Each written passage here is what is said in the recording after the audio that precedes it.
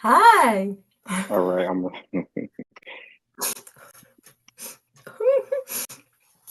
Good evening, everyone. Thank you for joining the Citizens for Accountability's CAG Chat. yes. We Good evening, everyone, and welcome to another episode of CAG Chat. We are your trusted source for all things Prince George's County, keeping you informed, holding leaders accountable, and diving into the issues that matter most to our community. I'm Sherman, and I'm joined by our incredible co-hosts Lavon, Tanya, Derek, and Donna. Derek and Donna is joining us later.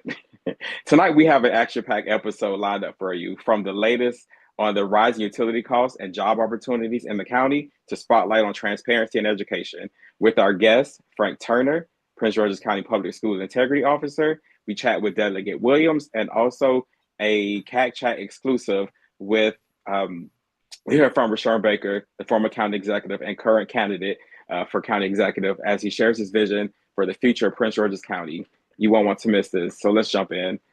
Go ahead, Lavon. Let's get an intro into our hot topics. All right. Hi, I'm Lavon Reedy Thomas. We are excited to be back with you. Happy New Year to everyone. This is our first episode of 2025. So Mr. Hardy has been working diligently to repackage our show. So we hope that you'll find our new formatting helpful, exciting, and motivating, most of all. So I'm opening with hot topics. First of all, last week I attended a virtual meeting regarding the Westphalia Town Center development, and it was hosted by District 6 Council member Walla Blagay.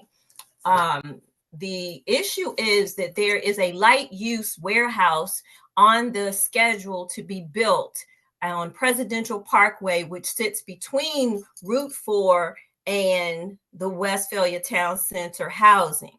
This is a mixed use community. There's 6,000 acres of this, or 6,000 acres. Oh shoot, I knew I should have got that number. But anyway, there are a lot of houses and a lot of acreage, and there's a lot of land that has yet to be developed. And once again, the community is up in arms because they don't want a warehouse, but yet they bought into a community that is zoned in, that was originally zoned industrial. And so mixed use covers that, because you can't just get rid of the entities that were already present. So they went to court, they lost, they sued both the developer, North Point, and the county, and they lost. And so my understanding is that there was an argument that was presented and it was rejected by the judge. So the decision has been appealed. The court date is in February. And for me, I didn't see where it was an emergency, because this project is so far along that they have designs, they have the elevations, they've gone even far into the planning as to change how typical warehouse design looks.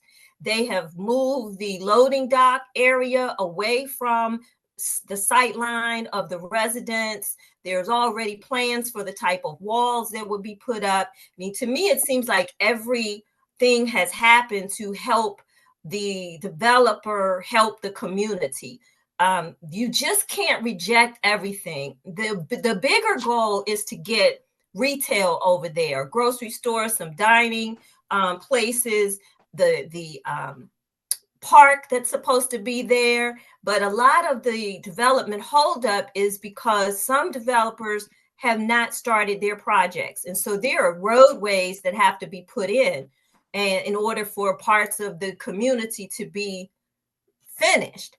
So somebody said, well, can't the county make the developers at least put the roads in? No, they cannot. The county has no say over when someone starts their projects. As long as their permit is kept up to date, which was every 3 years, you have to reapply or re-update your permit. There's nothing that the county can do. There are no penalties. So I'll just keep, we'll keep everybody abreast of what's been happening. But this isn't a new project. This thing was 20 years in the making, if not longer, and has had corruption that led to people going to jail. Okay, so the bottom line is council member Derek Leon Davis former council member Derek Leon Davis picked up the broken pieces and put it back together, and a group called Walton picked it up, and they are the main developer. And so they sell off parcels of land to be developed. They are not the sole developer, which also introduces a conflict because they say they don't have money. And so in order for them to move other aspects of the project forward, they need development underway, because people don't want to put restaurants where there's no foot traffic or no daytime traffic, right? And we don't even have the number of rooftops that they claim, that most entities claim they need to come into that community. And the other thing I learned is that the Westphalia sector is way larger. And I didn't think to get a map tonight, but maybe I can find a map and we can have it on the next show just as an update. The next thing is utility prices, rates have gone up. Yes. I don't look at the bills in my house, so I don't know one way or the other. I just know we got a lot of people living here, and so people are using water and electricity around the clock. WSSC, the water company's rates did increase for our current fiscal year, but I haven't seen any projections for FY26. The budget preparation starts very soon, and they have to submit their budgets. I was reading a little background, and Montgomery County didn't have a problem in this process of raising the rates. They felt like WSSC had presented a reasonable explanation for needing the rate increases, which included updating our meter readers. And that means replacing them, because most of the time at this point, you can't just add a little gadget to the already standing boxes. So there's a lot of overhaul that needs to be done. Yeah, they were saying it was like they needed to upgrade their technology and the yes. software and stuff that they use in order to read the meters. So right. That was part of the reason why they had to raise it. And then I believe Pepco is also raising their prices as well. So, I mean, we're catching it from all the way around. 5% for Pepco. So Pepco's went up in June 2024, just before, well, they approved the rate increase in June 2024. And again, this is for the current fiscal year that we're in. I haven't seen anything for going forward next year. They say that a monthly electric bill should have only increased about $5.72 for the average residential customer in Maryland. The rates are determined by a number of factors, including the cost of electricity, weather, and of course, the changing rates. Pepco purchases electricity through annual wholesale auctions where competitive bids are placed by electricity suppliers. So it's not just Pepco sitting in a room saying we need more money. They have to go along with what's happening in their industry. And so if the industry is hiking things up, we the consumers are gonna feel it. So we'll keep Lavon, do we know if they're having to purchase or pay a higher price since they've sold off to a foreign company? Because I'm just wondering. I didn't see anything in that. I can go back and do some more digging to see if there's anything else. But yeah, I'm a solar person, and during the summer, I'm used to energy bill of my Pepco bill being 16 cents. But as soon as December hits, I have a $400 bill, which makes no sense. And I saw someone post also in the Fort Washington area that theirs was almost $1,400. That's ridiculous. Wow. I think mine was $280 though. I think mine was $280, but I had BG&E. Oh, there, yeah. There. Ugh. Yeah, I don't know what my bill comparisons would be. Sorry, that's not my responsibility in the household. Mine either, but It would be nice if we knew if our rates have increased since Pepco was sold. You know, we can put that Shut up, Sherm. Don't start with me already. on the burner. What are you talking about? All right. So Are we live? yeah, we are. We're live, girl.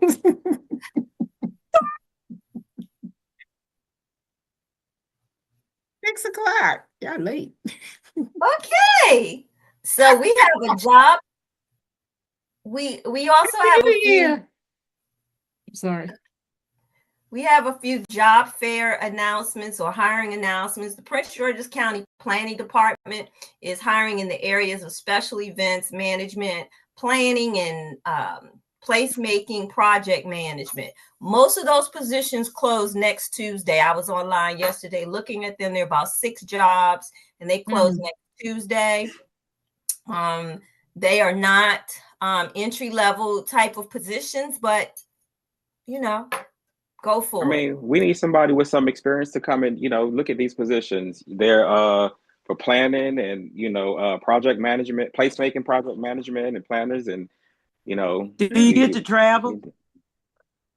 I believe you telework. Travel. Qualified for that. Yo, I'm getting I'm finally getting our cul-de-sac. It's finally getting plowed after. We finally yeah, that has been a hot topic as well. Better. There's also a hiring and resource fair called Pathways to Prosperity that will be held. The date was moved to January 21st, and it's going to be in Forest Heights. And so you have to go through that box, let's call it QR code. I hate those things. Or you can visit the tinyurl.com/Jan21 TALC. It's on the screen to learn more about what's happening. Levon, is this just a Maryland thing, or that name is clear? I don't know if it's the same organization, but it sounds very familiar. It's employ Prince George's, and they're having a hiring fair. Okay. Yeah, it's a county thing. That's just what they've named the fair. That's not the organization. And then we have a call for artists. We have 2 project opportunities for artists. One is called Imagination Takes Flight, which is hosted by the city of Bowie. And they are accepting submissions for their upcoming art exhibit, which will be February 22nd through May 17th. It's called Imagination Takes Flight. They invite artists to explore and express the limitless power of imagination, whether it's distorted perspectives, soaring landscapes, or abstract visions. They encourage artists to push the boundaries of their creative wings. So don't miss your chance to be a part of this inspiring showcase. The deadline for submissions is January 31st, 2025. And you can contact the cityofbowie.org or check out the cityofbowie.org for more information. Applications for the fiscal year 25 community grant program are being accepted by the Prince George's Arts and Humanities Council, of which I used to serve as a board member. Dynamic organization. You can visit their retail site at the National Harbor.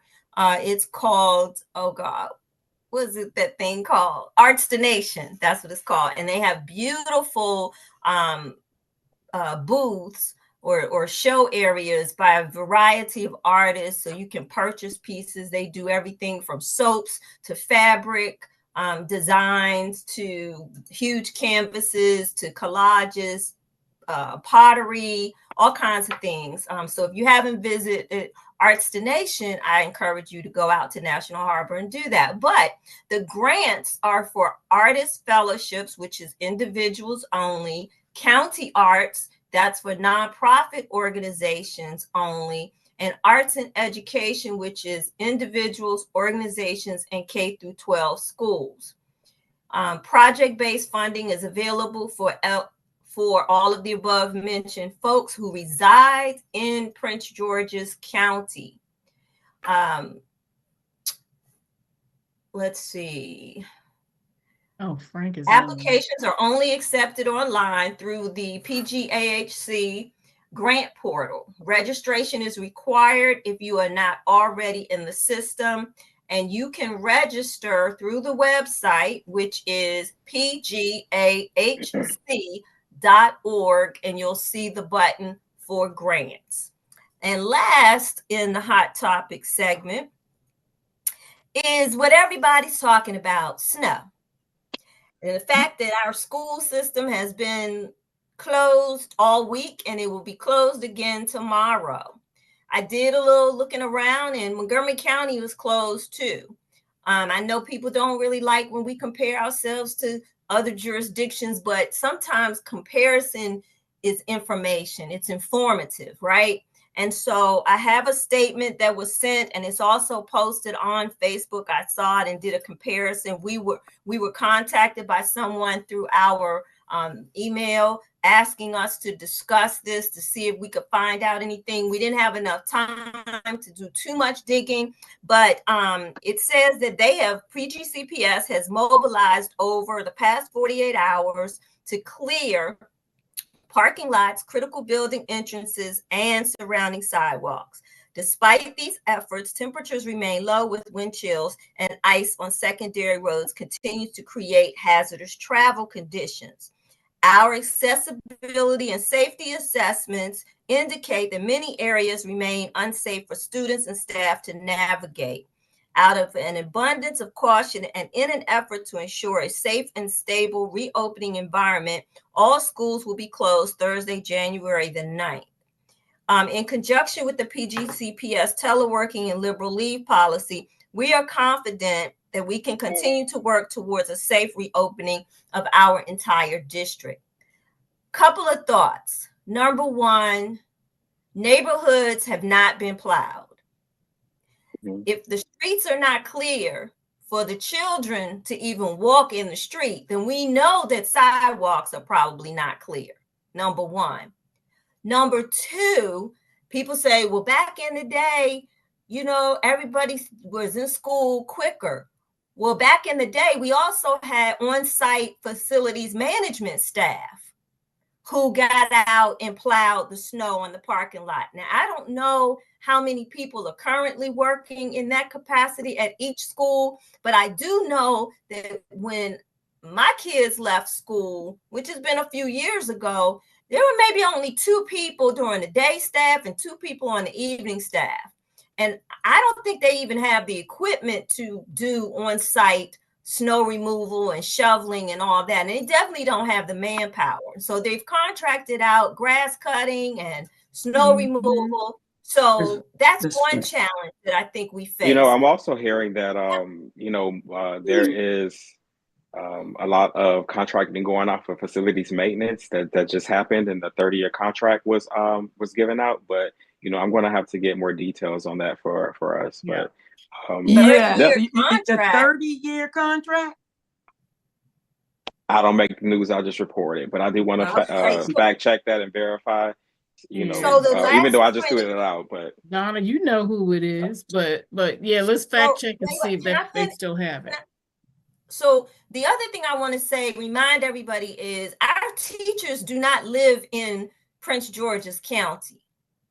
Employees do not live in Prince George's County. So it's not just getting the streets cleared for the buses and the kids. It's also checking in with employees to see if they can get out. And so we have to keep that in mind as well.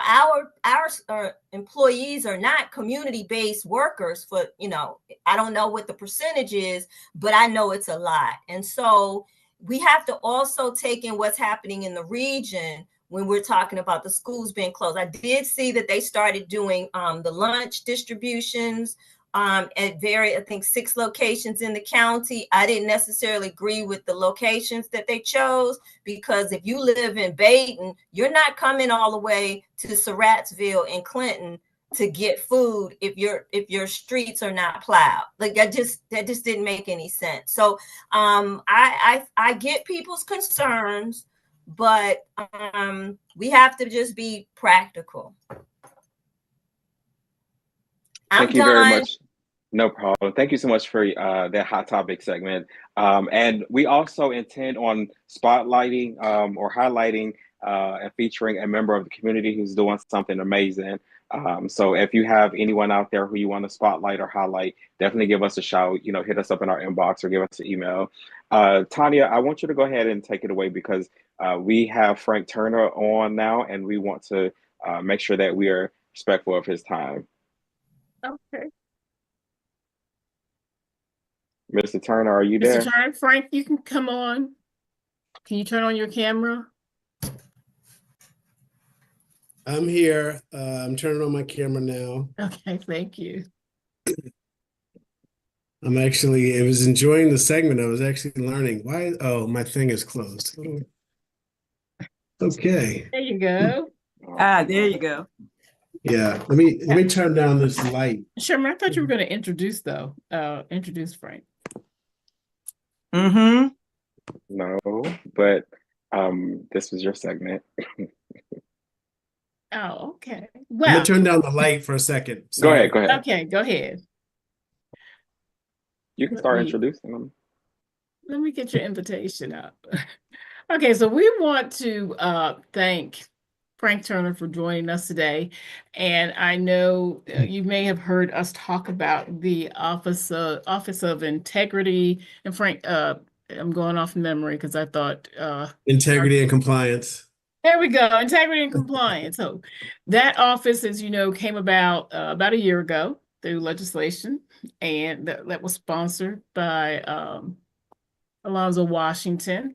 And we asked Frank to come out. He is the Integrity Officer. So we asked him to come on so that he can explain to us what his office actually does. Because I know a lot of us were used to internal audits and we had the ethic panel that does some investigation. So we wanted to get a clear understanding so that we can differentiate between what his office does and what is still done internally through the administration as far as maybe appeals, investigations, or whatever. So Frank, I'm going to actually let you take it away. Okay, well, thank you, first of all, for having me this evening. I know it's been a long time. We've been trying to coordinate this, but yeah, we're here, and it's I guess it's a good time since it's also the beginning of a new calendar year, it's actually along with this is actually I have my full staff on board that I'm going to start with. My last person just arrived in December. So basically what the Office of Integrity and Compliance is, it's basically an inspector general office for the whole school system.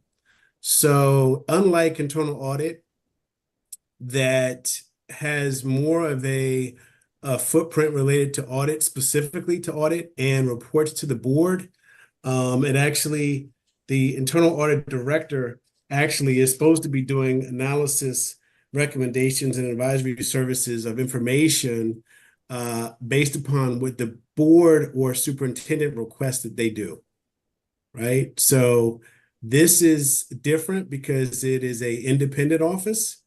It has a staff, a team, to include myself, that have more of an investigative background, unlike internal audit where you have a director and a team that has more of an audit background. So it is also an office built on the fact that it actually is independent and it does management advisories. You guys may remember one thing that I didn't know was going to happen, but happened pretty fast when I came into the role, is that we actually had David Murray, that investigation in relation to Mr. Murray, who was a board member, right? So internal audit wouldn't be in a space where, number one, that they would have the skill background, the investigative background and skill set to look at something in relation to a board member, especially when they report up to the board. So an internal audit is actually a tool for the Board of Education and their efforts to, how should I put it, to be a oversight or a board that gives input to the system itself, to the superintendent, collectively. So that, in a nutshell, is kind of one of the big differences. Another big difference is, I would say that, for example, one of the things that I'm working on right now with internal audit, and it's a great time to work on it because, as you all know, we have a new Board of Education chair, and the Board of Education right now is working on hiring a new audit director for internal audit. So this is this audit director that will come in for the first time where there's already an established Office of Integrity and Compliance. So, unlike the previous audit director and the rest of the system who's adjusting to a new office, this audit director will come in and they will have to, from the beginning, they'll be learning the system where there's already a Office of Integrity and Compliance, which is the equivalent of Inspector General. And so then they can work and learn how to coexist with this established office. So I think that's also helpful. One of the things that I'm looking to do, and I need some information I've gotten already from internal audit related to some of their ongoing work, is trying to figure out, okay, what triggers a referral from, so let's say you have a complainant that comes into the Office of Integrity and Compliance. Well, some things we're going to keep and investigate and/or turn into an audit that we may look at, an investigative audit. And some things we're going to refer elsewhere. Some things may belong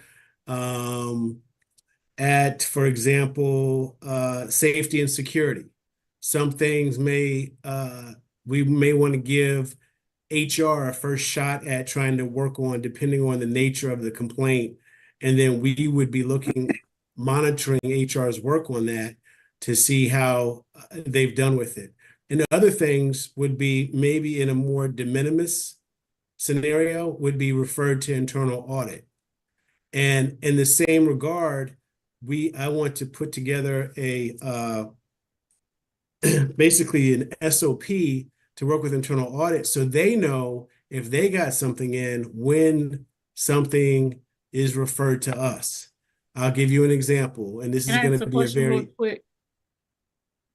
Sure. Can I ask a question real quick? Okay, just so that I make sure, because let's kind of go back to, because it sounds like what you're saying your office is doing. We have internal audits that's setting some guardrails as far as how the system should operate, but your office is making sure that those guardrails are effective, and if they're violated, you do the investigation. Is that? Yeah, for example, let's just say, Tanya, let's just say somebody says there is an allegation of fraud against a board member. Well, internal audit would not be in a position to investigate that. They report to the board. So there was never anybody else to go to unless you go to the state, which of course the state has 24 school districts that they try to cater towards. And so now you have an office that has a background in doing investigations, and they could actually do the investigation related to something that for a board member that fell under internal audit. Another example would be,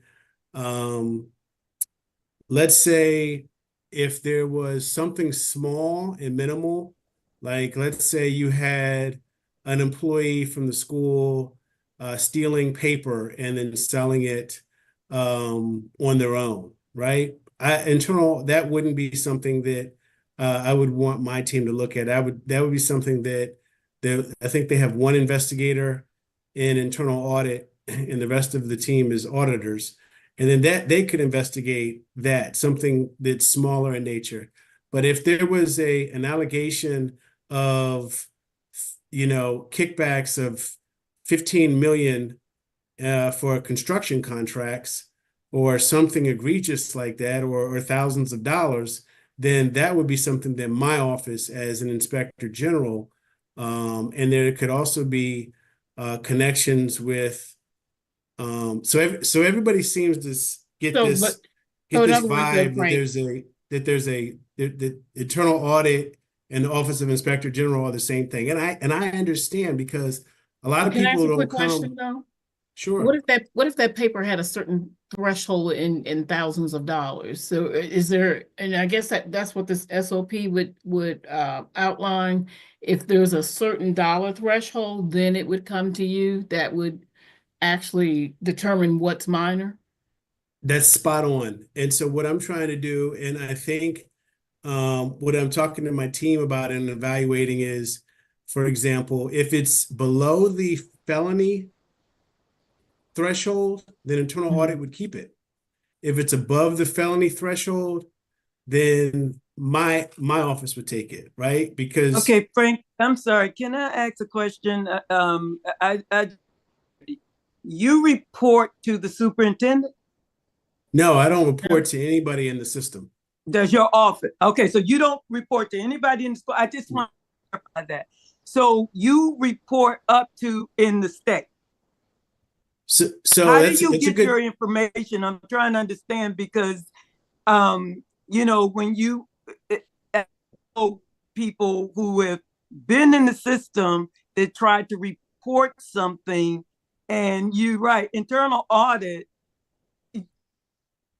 your chart, they show a line going over to internal audit, which if it's somebody at high level in there, and they go to the superintendent.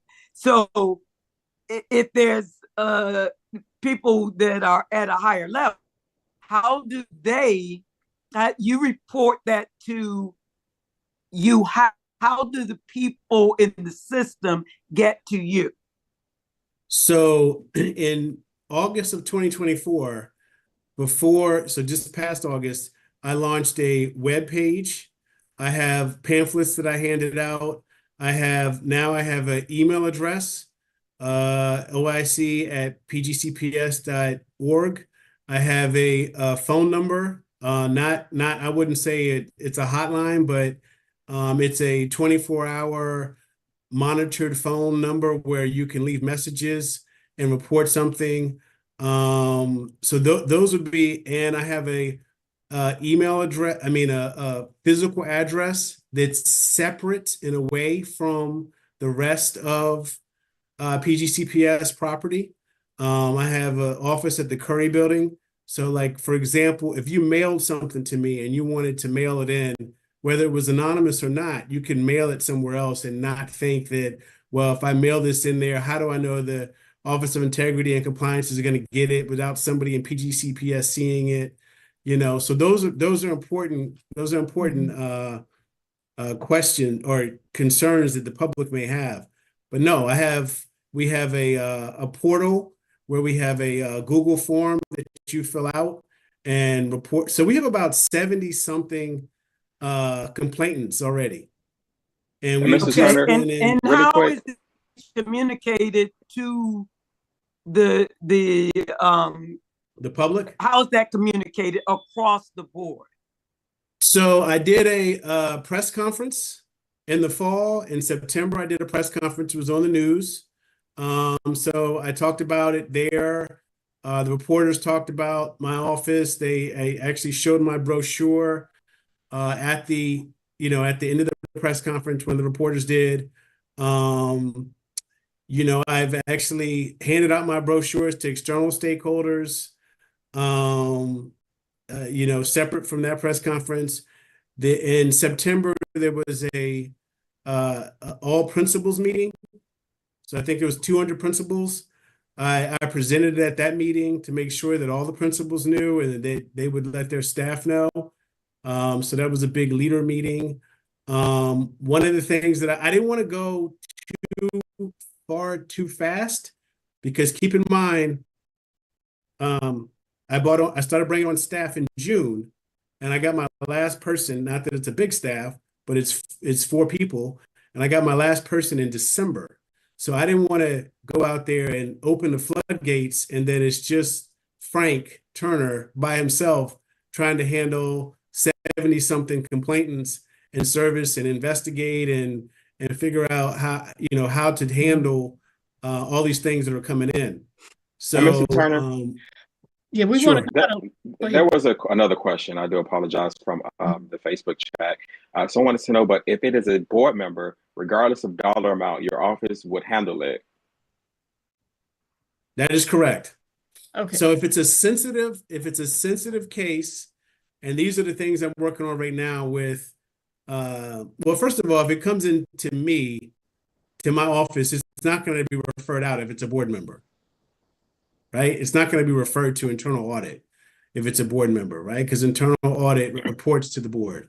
However, if it is, if it's somebody who's in leadership too, like a chief or above, then that would be something that I would want internal audit to refer to me, or for the public to come directly to me on.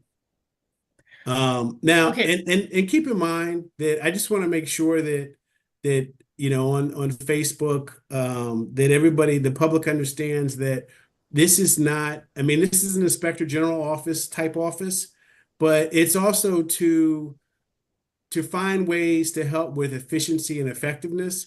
Some of the management advisories that we've put forward are to help the system be better in certain areas, try to get in front of certain things where we can see that there's a risk coming up. And it's not all about, it's always about, we got you or something like Right. that. We're trying to partner with the system in a positive way too, to actually help the system advocate in certain manners, in certain aspects.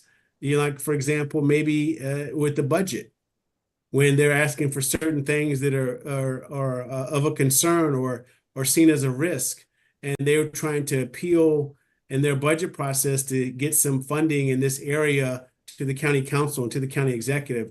And then the independent office can say, hey, we've also done an assessment of this, and we agree and concur that the system, that the school system and the Frank, board would need this support. But isn't that delving into auditing and not investigation? Now, and you can explain that, because I think that's going to confuse the public.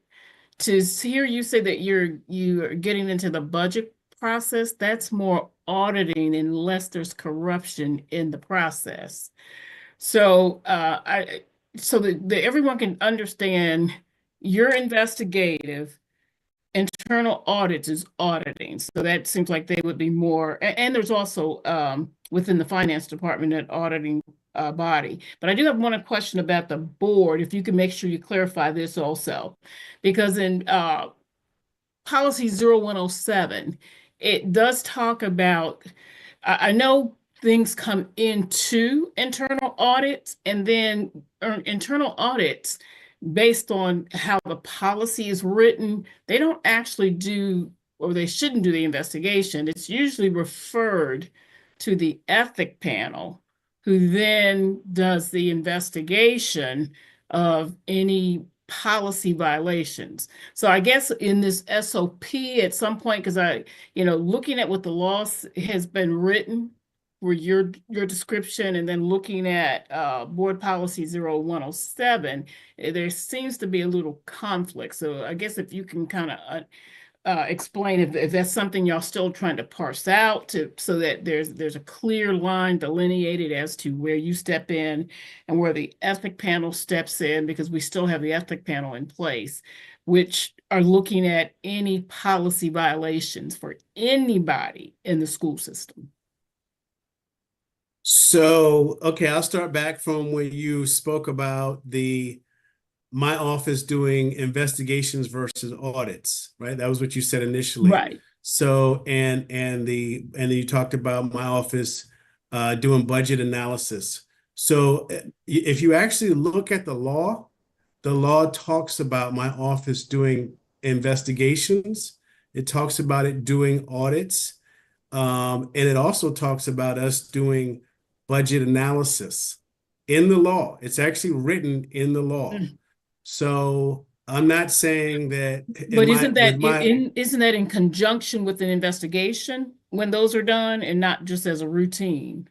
Well, the budget analysis would be as a routine thing, right? Because it talks about helping the system become more efficient, right? And so there's proactive activities that my office does, and there's reactive activities that my office does.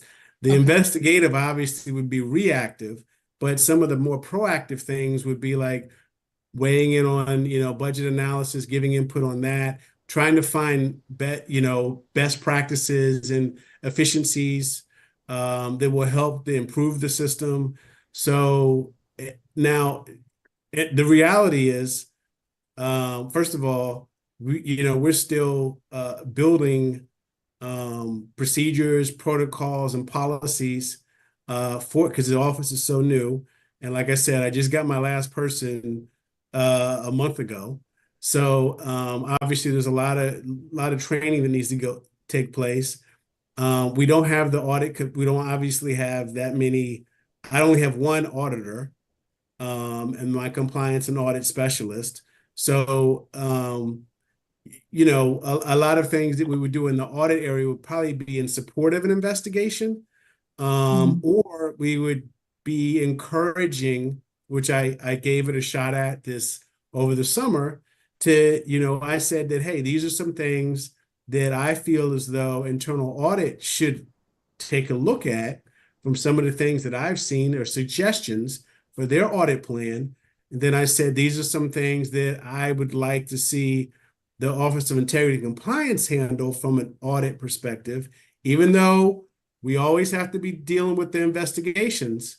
And then these are some things that jointly, I feel like that both could maybe tackle, because it may be so big, like let's say construction, right? Or something like that. And they handle the procurement part and we handle the capital improvements part or something like that. So, I mean, that's to answer that question. Now, going back to what you said about the ethics panel. So interesting you bring the ethics panel up, because the ethics panel, those really are supposed to be what I've read about the ethics panel is it was set up, and that was supposed to be almost like where internal audit would send something if they got something related to a board member, but prior to the OIC existing. Now, the ethics panel has not been that active since. Because they don't have ethics. Well, they haven't been. I think they've Sorry. been kind of. I've had meetings with the ethics panel, and I think they're waiting for, they're waiting for guidance. They're waiting on them to be used more. Now, one of the big things that the ethics panel is responsible for is the financial disclosures of the board members. They're supposed to be sent to the ethics panel. So I'm following up on that. We just did, I think it's on my website. No, I know it's on my website. My request has not been responded to from November. From me, from my office, or from No, to the board office to see a financial disclosure. I have not received a response from November. Well, if you go to my landing page, you'll see that I issued a management advisory related to the financial disclosures I didn't like tell, I didn't like publicize it loudly, but it's on my page. If you go to my page, you'll see that there's a published management advisory related to financial disclosures for board members. And it I'm just sorry, came let out. me just ask a real quick question. If Sure. you can have all the policy you want, you can have all the procedures you want, but if no one, you can write up a good old report, say that they have violated this, this, and this. Who enforces it? And if no one is going to enforce it, why are we spending money on office? That sounds But real nice. I think, but we Donna, don't what do he's saying, anything. I think what he's saying the difference here is we have the policymakers within the system.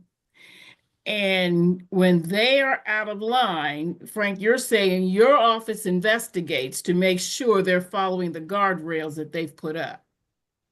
So that's what you're saying now. You're the enforcer. Right. Right. But I also see what Ms. Goodman is saying as well, because if there's certain things where, I mean, unlike when as retired federal law enforcement, I don't have a U.S. Attorney's Office anymore to say, hey, we're going to prosecute this. Now, so I have to work with the state's attorney. I have to work with, depending on the nature, but depending on the situation, because Right. it could be a regulatory issue. It could be something that I need the Maryland Department of Education to weigh in on. It could be something that I need to, but now I'm like facilitating, okay, we need this enforcement needs to be done. And there needs to be accountability here. And it's also, I have a voice with the, obviously with the county council and the county executive. So you're right. I mean, am I going to go out and like when I was an agent and put handcuffs on people? No. Am I going to go out and seize property? No, because I don't have that power. But because I was going to ask what's wrong with a little bit of handcuffs, but never mind. Right. But Frank, I mean, okay, so you write or you send it to someone, but it ends there. It's just like in Prince George's County, we see people committing Theft. illegal acts, and all they have to do is step down and don't be held accountable for it. We don't do anything once they step down. But let me ask you this. Since you have IG power, since you have IG basically authority, let me know if that's not true. You can definitely go straight to the state's attorney and ask them to charge that person. That's correct. That's correct. Yep. Okay. So that is correct. And I was going to use the example of the IG for the police department, right? So the IG for the police department can't go out and say, well, this officer, it acted inappropriately, and therefore I'm going to arrest them or I'm going to take them offline. They do their investigation, they do their report, and then Chief Aziz has to be able to be receptive, or the state's attorney or somebody else who's going to prosecute that officer has to be able to take action. But the IG, Mr. Bennett, using him as an example, he can't go out and do anything per se, but it needs to be investigated. The facts need to be collected, and then a recommendation needs to be made to somebody who can do something more significant. So do you have the authority to write the charging documents? Excuse me? You have the authority to write the charging document Yes. Okay. Yes. I mean, okay. Yeah. I mean, and we have the subpoena power. And I've established a relationship with the state's attorney. I've met with the state's attorney directly. I met with the U.S. attorney in Maryland, and I've also met, with the chief of police and their financial crimes folks, if that was needed. So, and federal law enforcement partners, which I already had a relationship with from being federal law enforcement before. So I'm very much have those connections if need be, if we get to that point.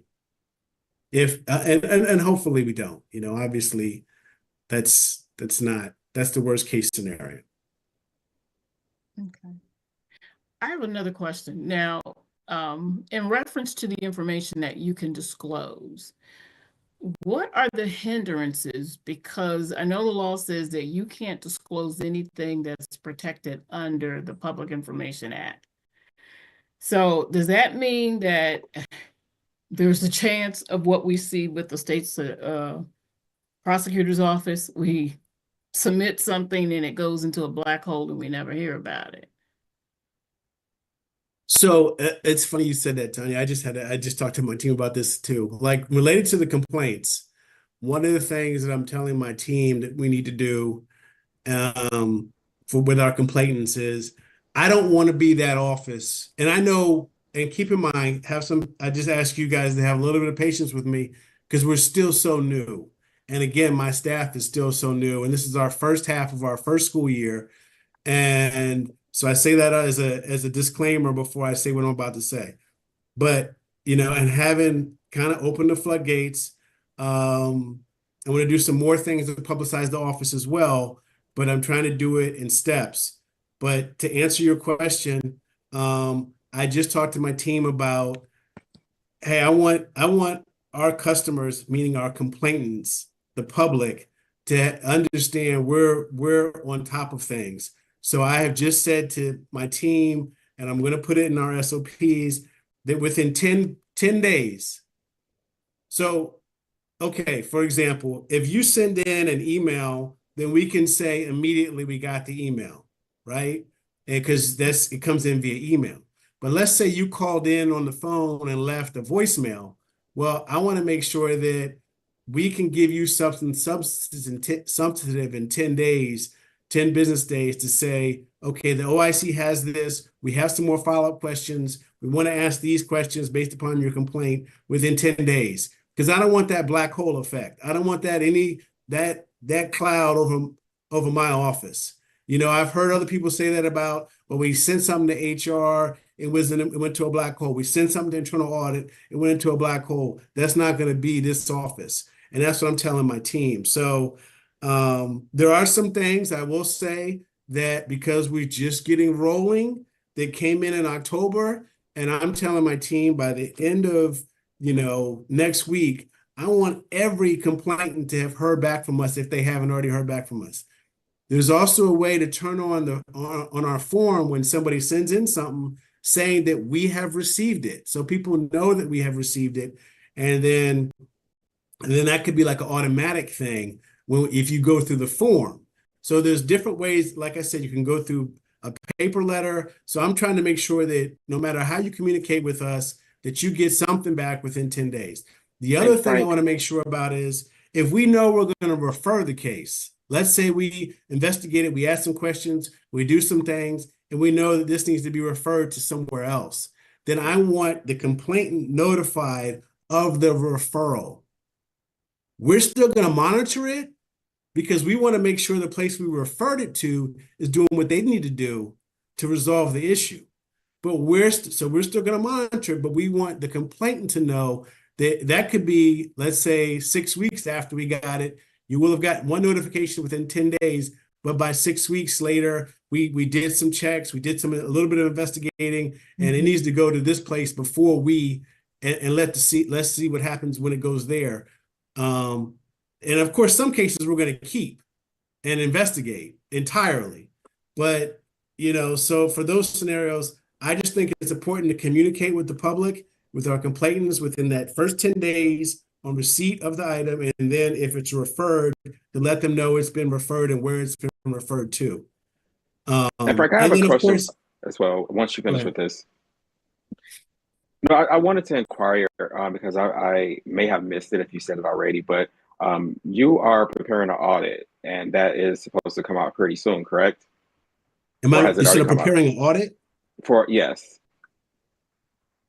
We are getting ready to do an audit, yes, but I don't think I talked about a specific audit I Well, was just I talking. thought like when you had the news conference, you said that one was going to be coming out fairly soon, but maybe I'm mistaken. But I know, according to the law, I mean, after 2 years of you being on, you're gonna be doing it. So you haven't started one yet, but it's coming soon, is what I'm hearing. Oh, you're talking about, yes, we're going to do something in relation to construction. You're absolutely right. That's going to start very soon.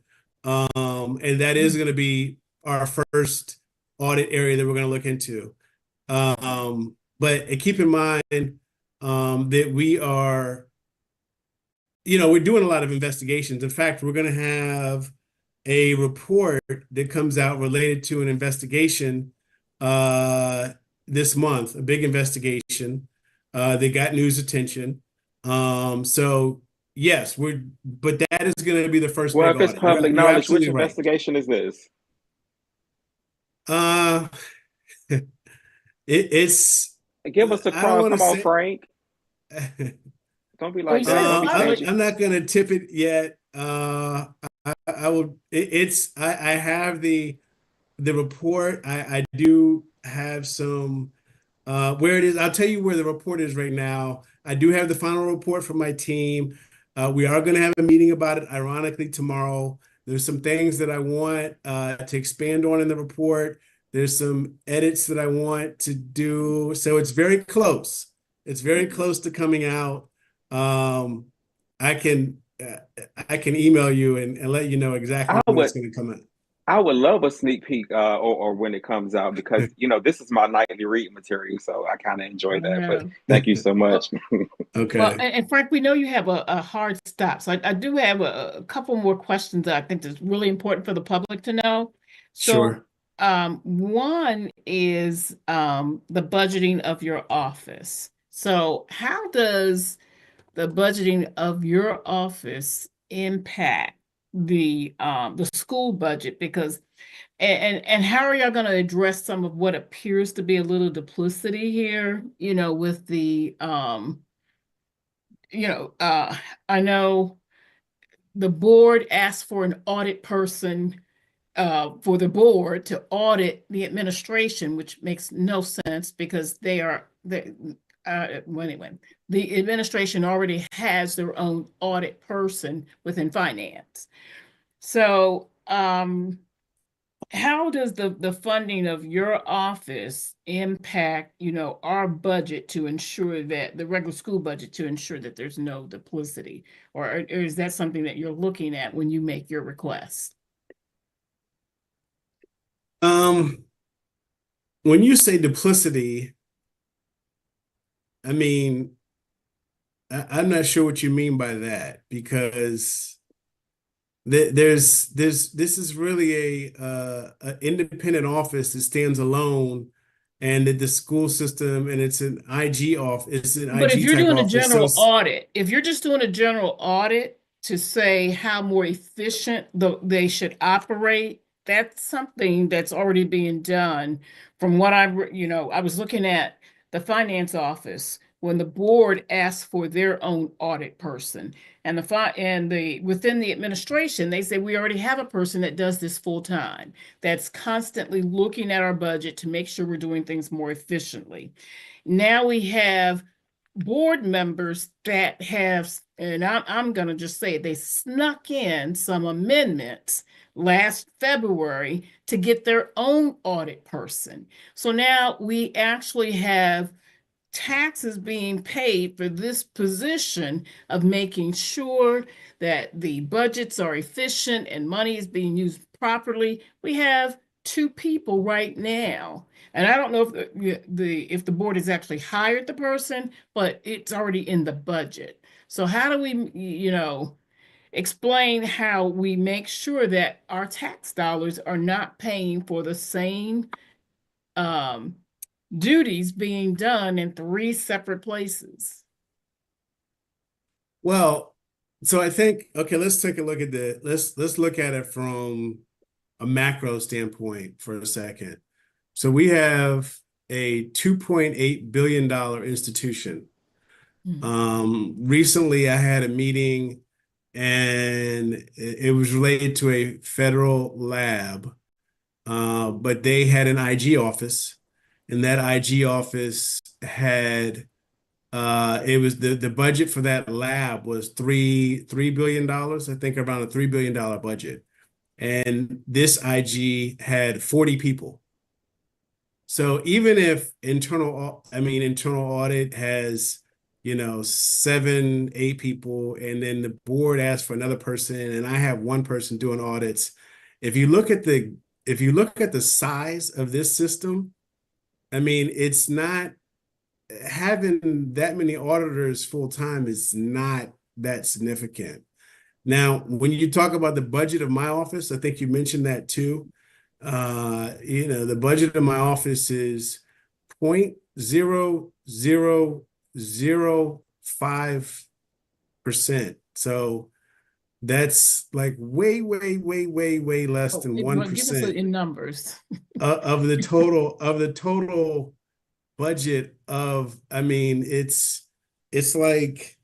No, what is your actual budget?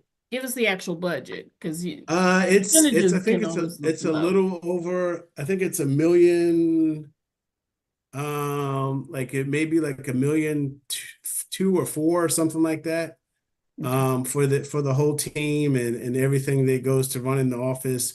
But I've been really conservative on that, because I only have 4 people, and we have some office space, and so I'm trying to keep it. I call the team a small but mighty team, and we're still going to try to deliver 3 or 4-fold what normally what 5 people can deliver. Okay, so in other words, then you're actually saying you're not really duplicating efforts because yours is being done from a different spectrum or something like that. Is that correct? Correct. Okay. Yes.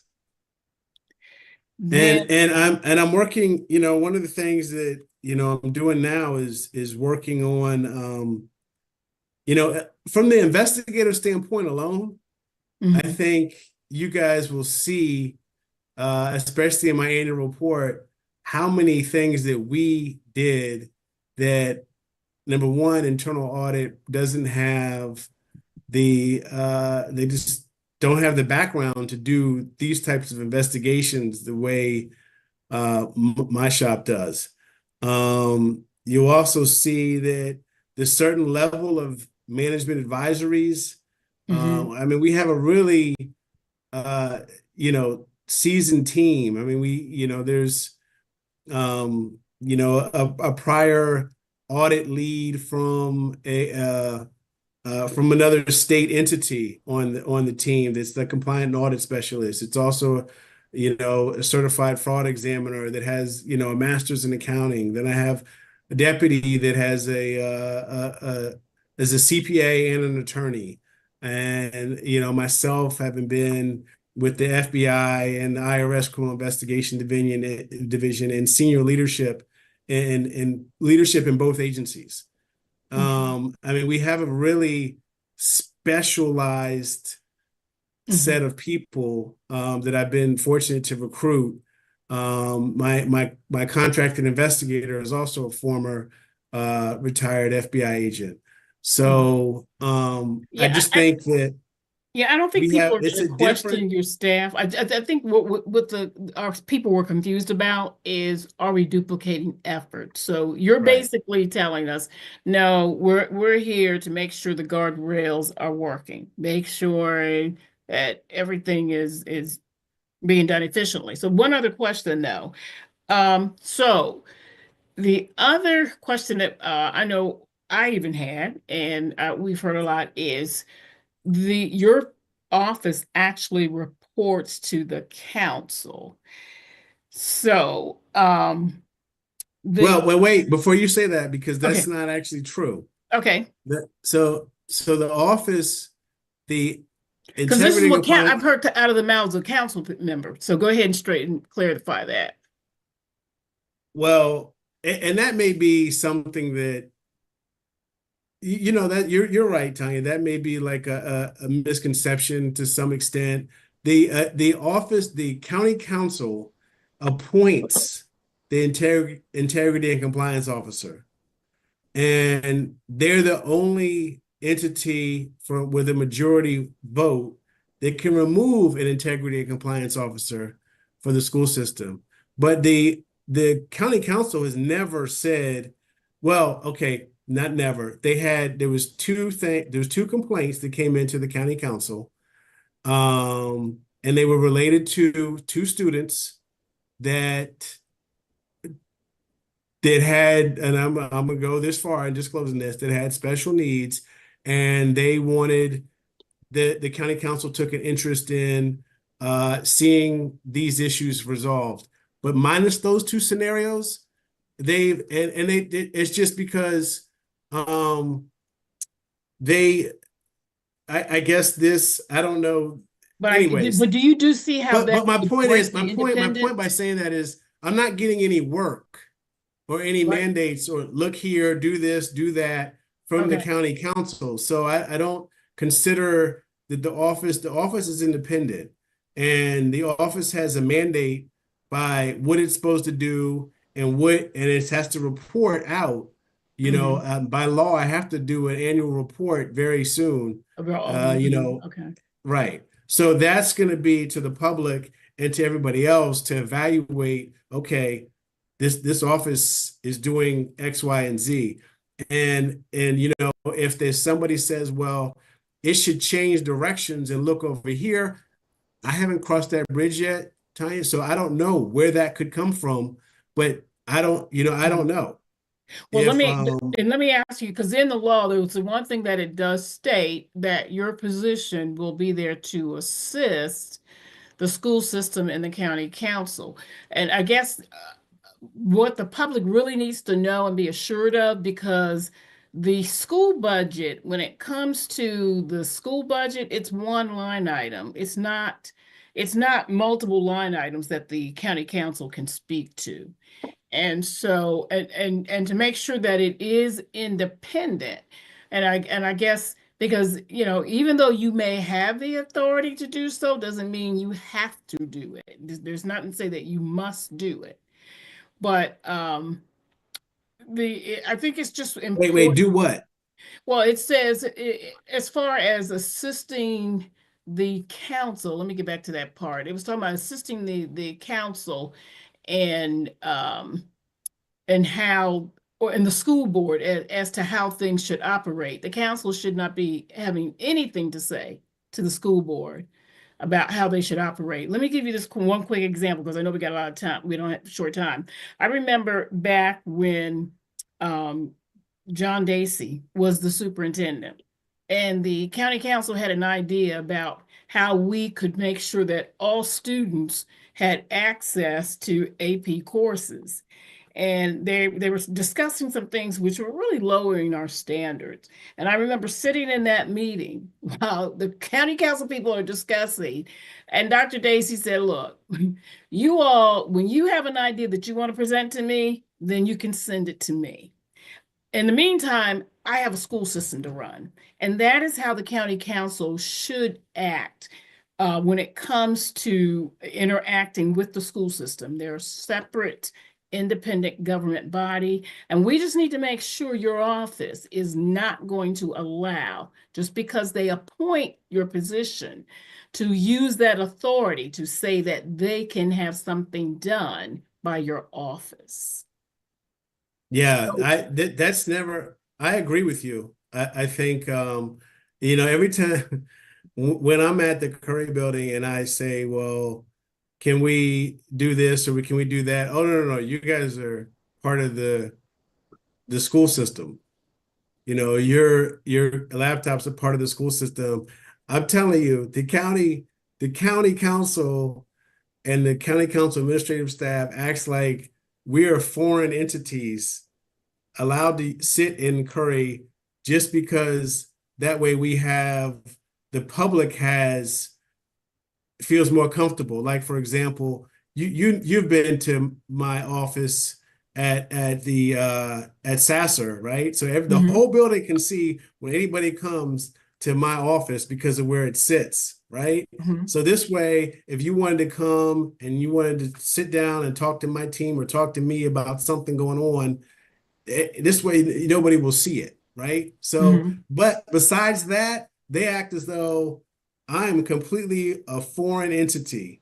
Well, let me read And I this to you think, real quick so that to your point, this is what would give the citizens pause. So this is in the law. It says the office shall assist the county council and the local school system by providing independent evaluation and recommendations regarding opportunities to preserve the local school's reputation. County council should have no say in that. Improve the effectiveness, productivity, and efficiency of local school programs, policies, practices, and operations. They should have no say in that because the law is clear that the superintendent is over the day-to-day operations. So we just need to make sure your office shows that even though, and actually this whole little section really should be repealed from the law as it refers to the county council. But we just need to make sure that your office remains independent because this is in there that gives you that authority, or actually gives them the authority to have some say. And we need to make sure that that does not happen. Yeah, I agree. No, the office needs to stay independent, and I think down the road there will be some tweaks.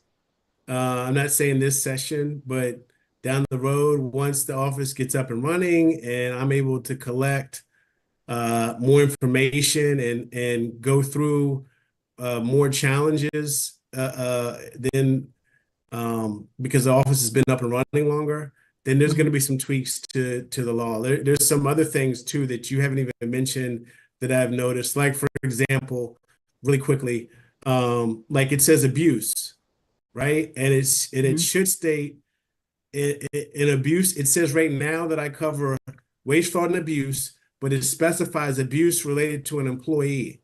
It should say an abuse related to an employee or elected board member. Right? Because that's the whole thing with the David Murray case, right? Exactly. So there's little things that I've seen that, that just have to be tweaked. And I think that the senator did a great job, for the first run at this. But I just think once I get in there and I honestly, Tanya, another thing that I think it just would be clearer if the office was called the PGCPS Inspector General Office and not the Office of Integrity and Compliance. I just think it's more common. That term is more common. So there's things that, I mean, and one of the big things, there's different. Technically, this is a violation of the Constitution because there's one office dictating to another. But we're gonna, we know the bill is here. It's here to stay. We've already heard that, any amendments are gonna die in committee. So, well, when you say one office dictates to another, I haven't felt that though. No, that's because the way you're handling the office, but the law gives the council that authority, and that is a violation of our Constitution. But we're gonna work Mr. Turner, we truly appreciate you for coming on, and we appreciate your time and coming on and talk about accountability and what your office does. And we hope to have you back on soon, and I'll be looking out for your email. Yeah. Thanks, okay. Frank. Yes. This is great information. I Thank think you. It cleared up a lot. Thank you, everyone. Take care. All right. Appreciate it. Bye-bye.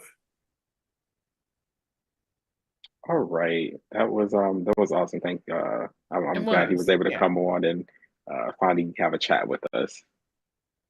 All right. I think it did clear up some information you all can tell me what you all think.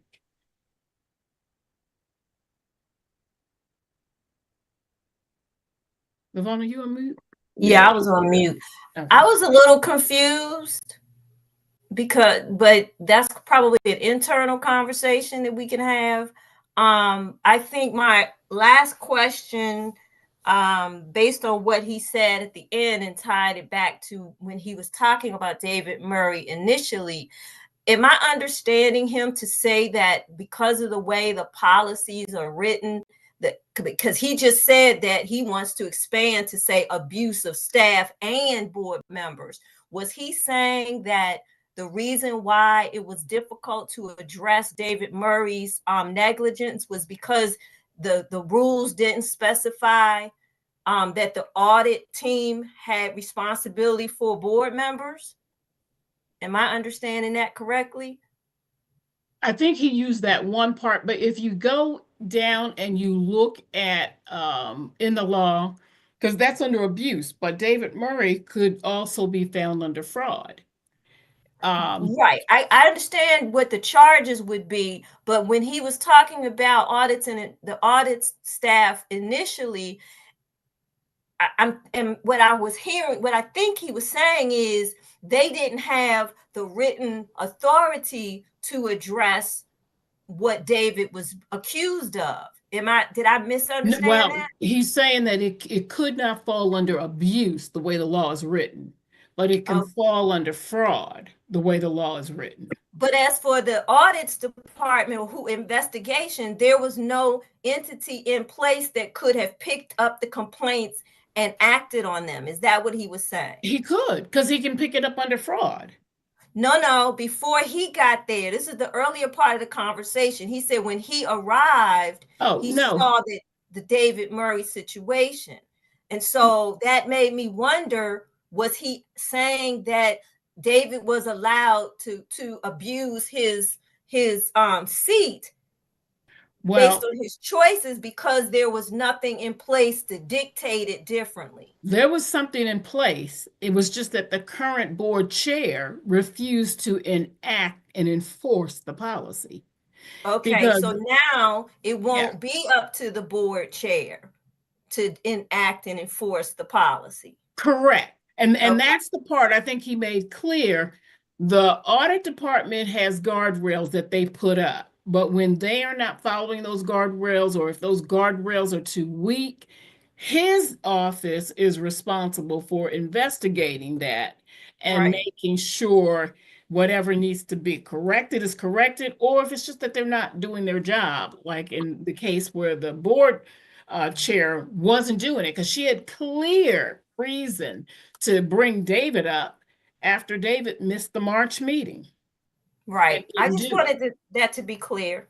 All right, Mr. Hardy, go ahead.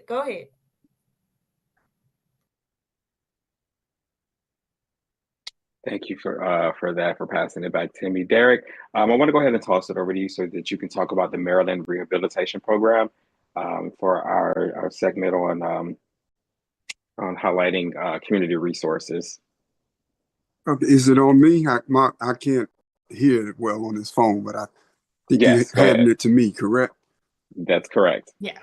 Okay, the Maryland Rehabilitation Program. Just briefly, I've partaken of that myself. Actually, you have to be within the income range to partake in the program.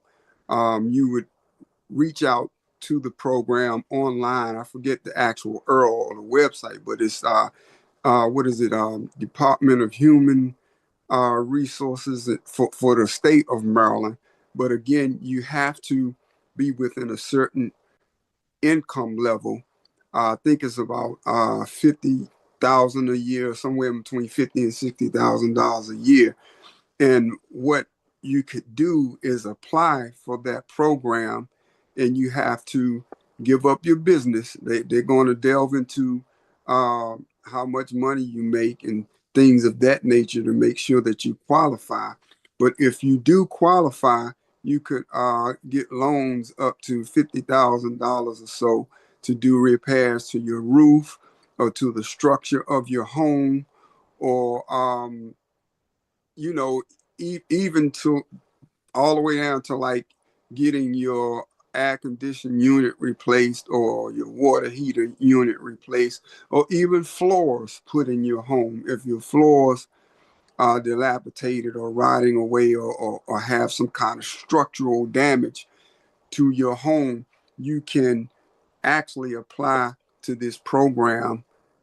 And if you qualify, they will move forward to give you monies or loans to get those things taken care of. And if you search and ask the right questions, sometimes you can find some grants or loans that you don't even have to pay back.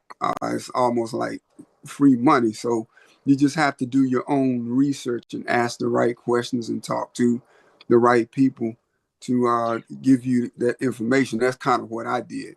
Yeah. Well, I'll go ahead and say this, that if you're a homeowner and your household income is under 80% of the statewide or Washington, D.C. metro area median income, you will qualify for the loan up to $50,000.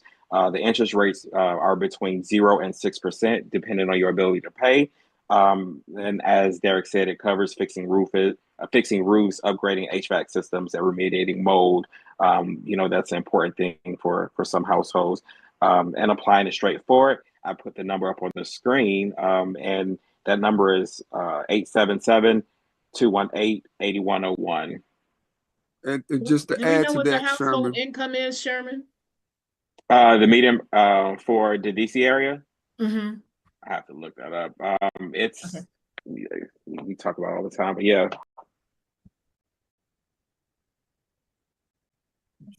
Sherman, to add to what you're saying, people need to understand that when you go through this program, whoever your contractor is that you're going to use, they have to be certified through the state of Maryland. They have to have all proof of their licensing and business and LLC information to justify that they are a business in good standing in the state of Maryland to do the work for you. If they cannot prove that and they cannot provide that information, then you would have to go and find you another contractor or another group of people to do your work. So that's very important to know. Your people have to be licensed through the state of Maryland and have all their credentials readily available for the housing authority to, move forward with your project. Right. Yeah, and the median household income for the DMV area is approximately $110,355, and 80% of that is going to be roughly around $88,284. So if you are within those ranges and you need some assistance getting your house put together, definitely reach out. It's a valuable resource for the households. And up next, I want to go ahead and talk about the Maryland General Assembly is back in session. They gavelled in today. Beautiful thing. I went ahead and talked with Delegate Nicole Williams, and to get a idea of what we have to look forward to for this upcoming General Assembly session. I want to go ahead and play that for you all right now.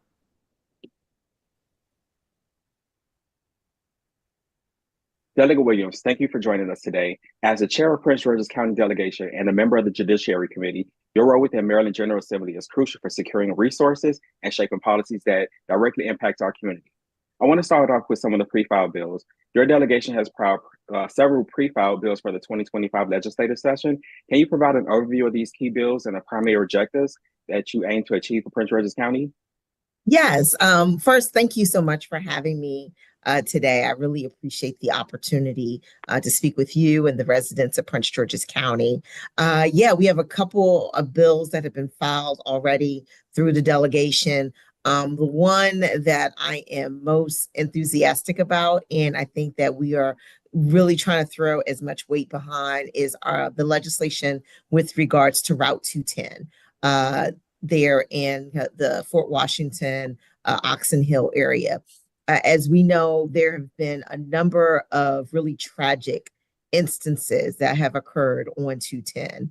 And not only has it been labeled one of the most dangerous roads here in the state of Maryland, really one of the most dangerous roads in the country, unfortunately.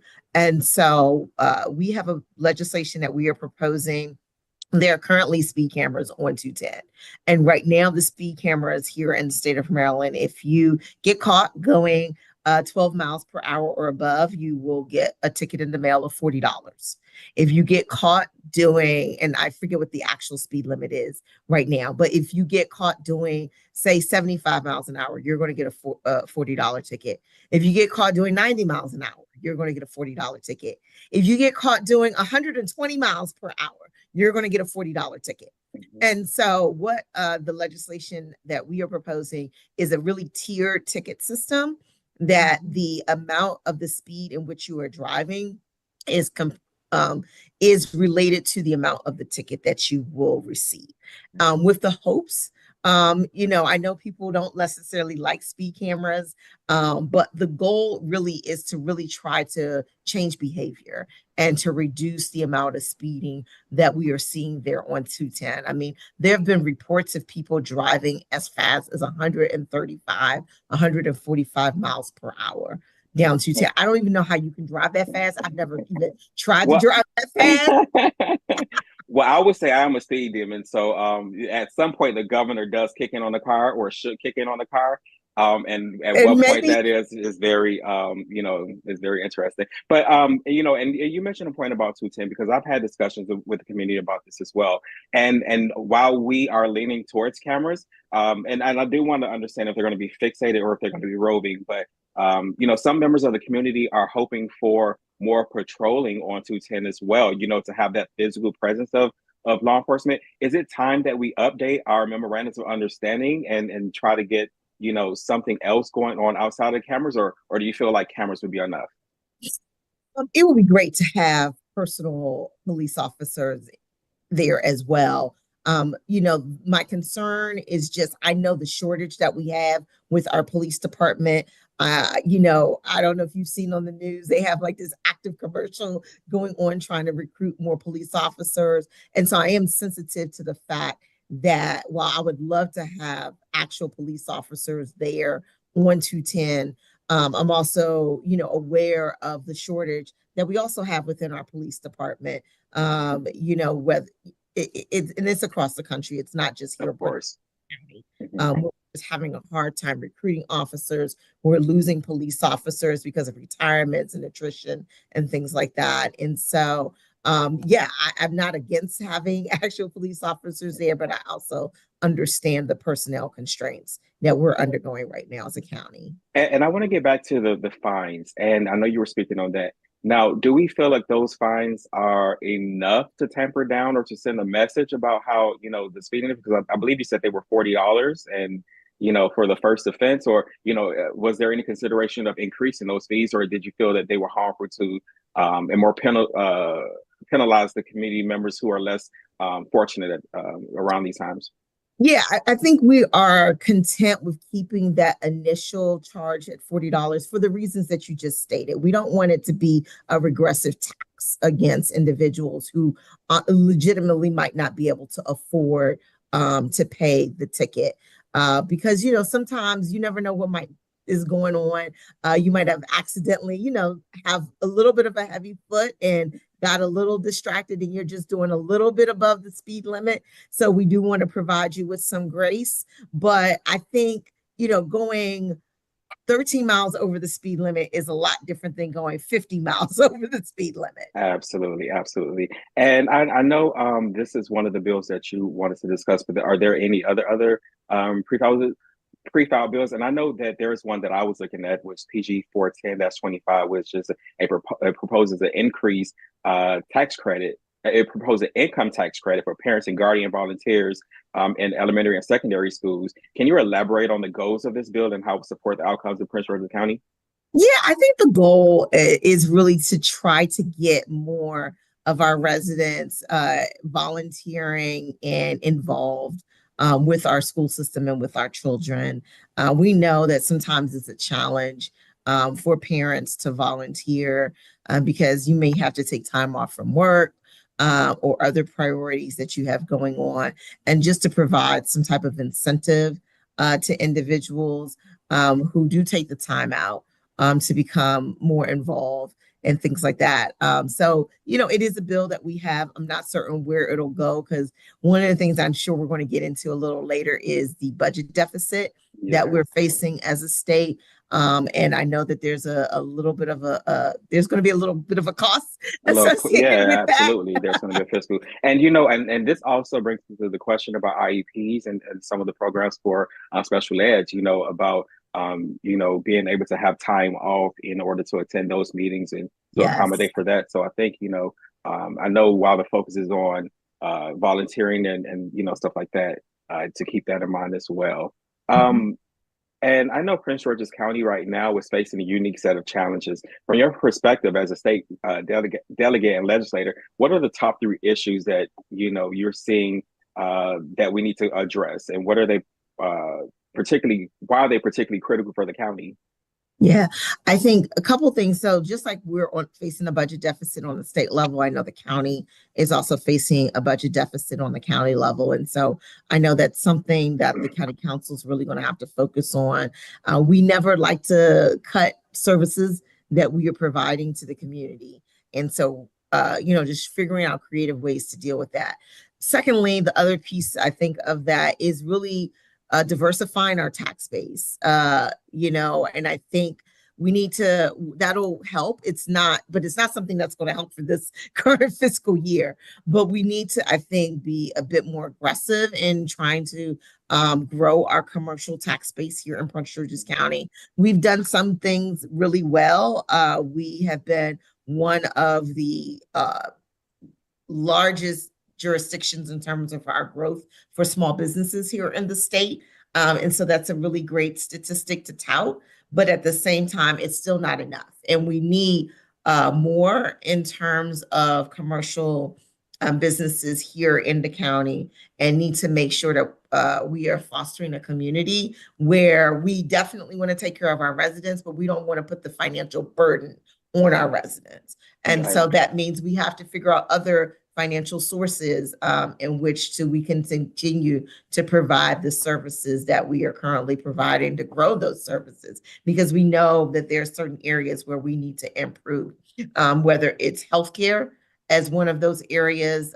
We know, and this is actually across the board in terms of our wait times in our emergency rooms.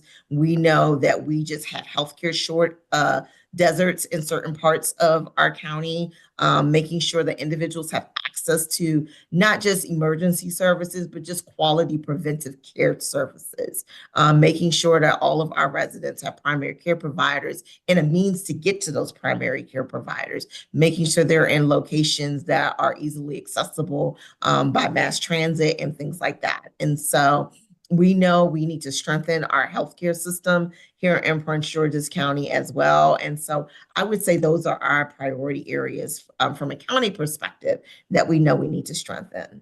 I understand. And thank you so much for providing the answer. And I know you mentioned some additional revenues and trying to figure out, what we can do to strengthen our tax base. And one of the proposals right now in the General Assembly is going to be the combined reporting for corporate taxes. Can you give a little information on that? Because I know, proponents of it are saying that it's going to close loopholes, but then, those who are, sort of against it are saying that, it's going to hurt small businesses or, further harm the community. What's your thoughts on that? Yeah. And this is me speaking as Nicole, not necessarily chair of the delegation. I have always been in favor of closing the corporate tax loophole.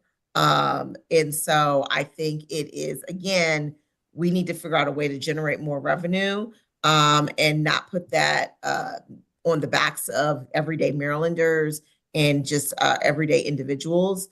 And so we know that and just the statistics in terms of the ratio, in terms of what our corporations are paying in terms of taxes versus individuals has dramatically changed, say, over the last 50 years. And so it's not something I am against. Okay. So. And for many members of the community, they want to know, about the unsustainable budget deficit. How did we get to this point? And what actions are we going to take to address this? What are you advocating for? Because a lot of people are concerned about the fiscal crisis and our financial stability. What caused us to be in this position? Yeah.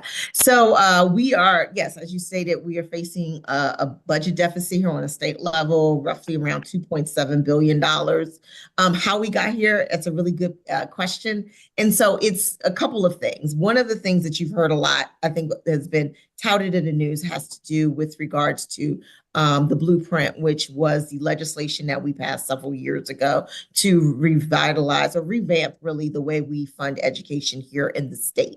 And so part of it is because of the blueprint, but it's not solely because of the blueprint. So I don't want everyone to think, oh, it's because of the blueprint. We got to get rid of the blueprint. That's not really what it is in its totality. We knew the blueprint was going to be expensive. We knew that what we had proposed in that legislation to provide wraparound services to our students, especially those on free and reduced lunch in our Title I schools, we knew that that was going to come at a cost. But we also felt like that cost was worth it. And I do recall a conversation when you all were changing some of the legislation for the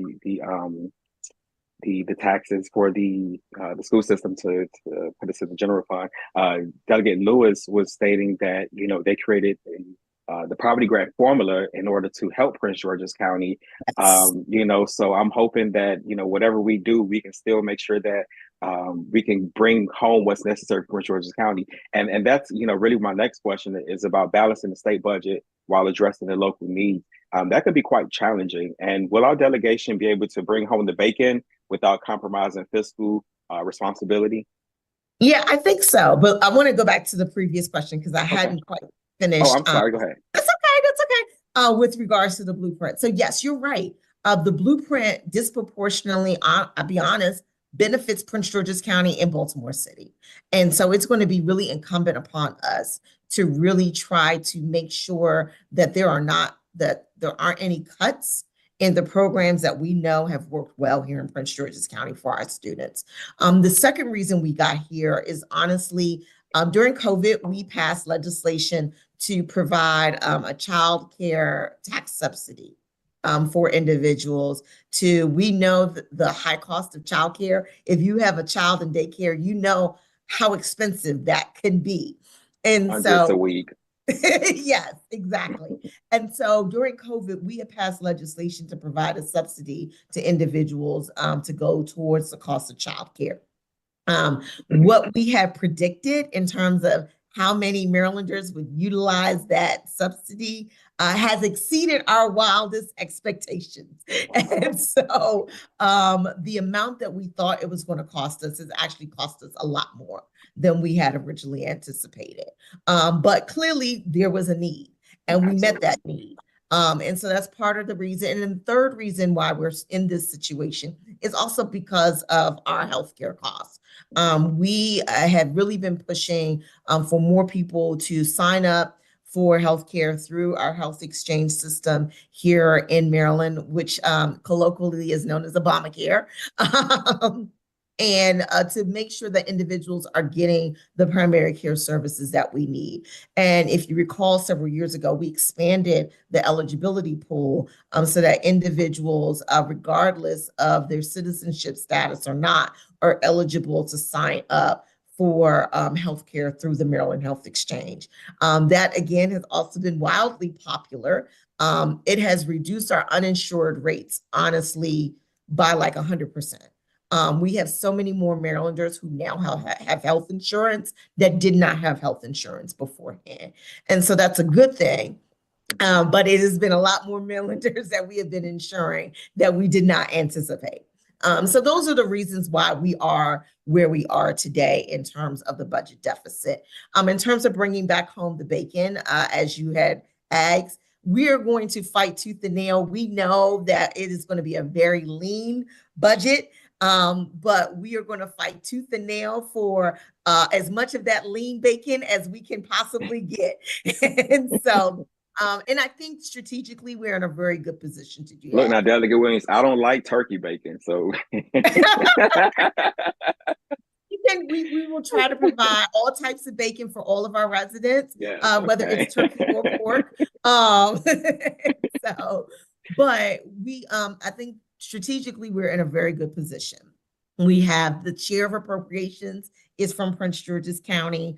We have, besides him, we have a total of 4 individuals from Prince George's County on the Appropriations Committee. On the Senate side, we also have 3 Prince Georgians on the Budget and Tax Committee, which are our 2 money committees there. In fact, the vice chair of Budget and Taxes from Prince George's County as well. The vice chair of the capital budget on the appropriations side is from Prince George's County. And so I feel very and strong on economic matters as well.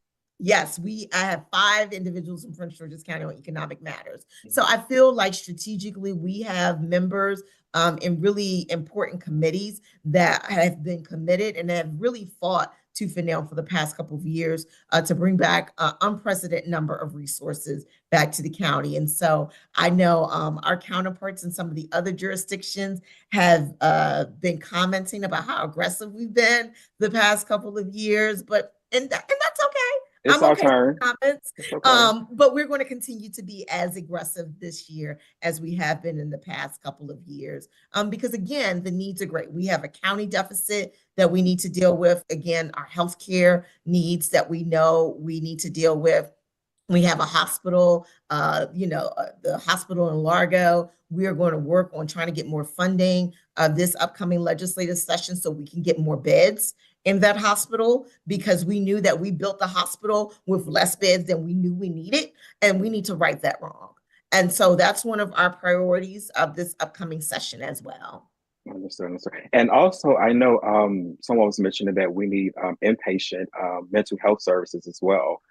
We do. Because, while we are assisting those who are able to cope, on their own for long-term care, that's something that the county needs as well. And I want to shift over to economic development. Economic growth is vital to the prosperity of Prince George's County. Can you detail the specific legislation initiatives that are being introduced to attract new industries or Fortune 500 companies, and explain some of the measures, or, if there's not anything happening right now, what could residents do in order to, shift the conversation to that? Yeah. The governor has been really aggressive in trying to attract new businesses here in the state of Maryland. One great thing that we have is the secretary for the Department of Commerce is also from Prince George's County, Secretary Anderson.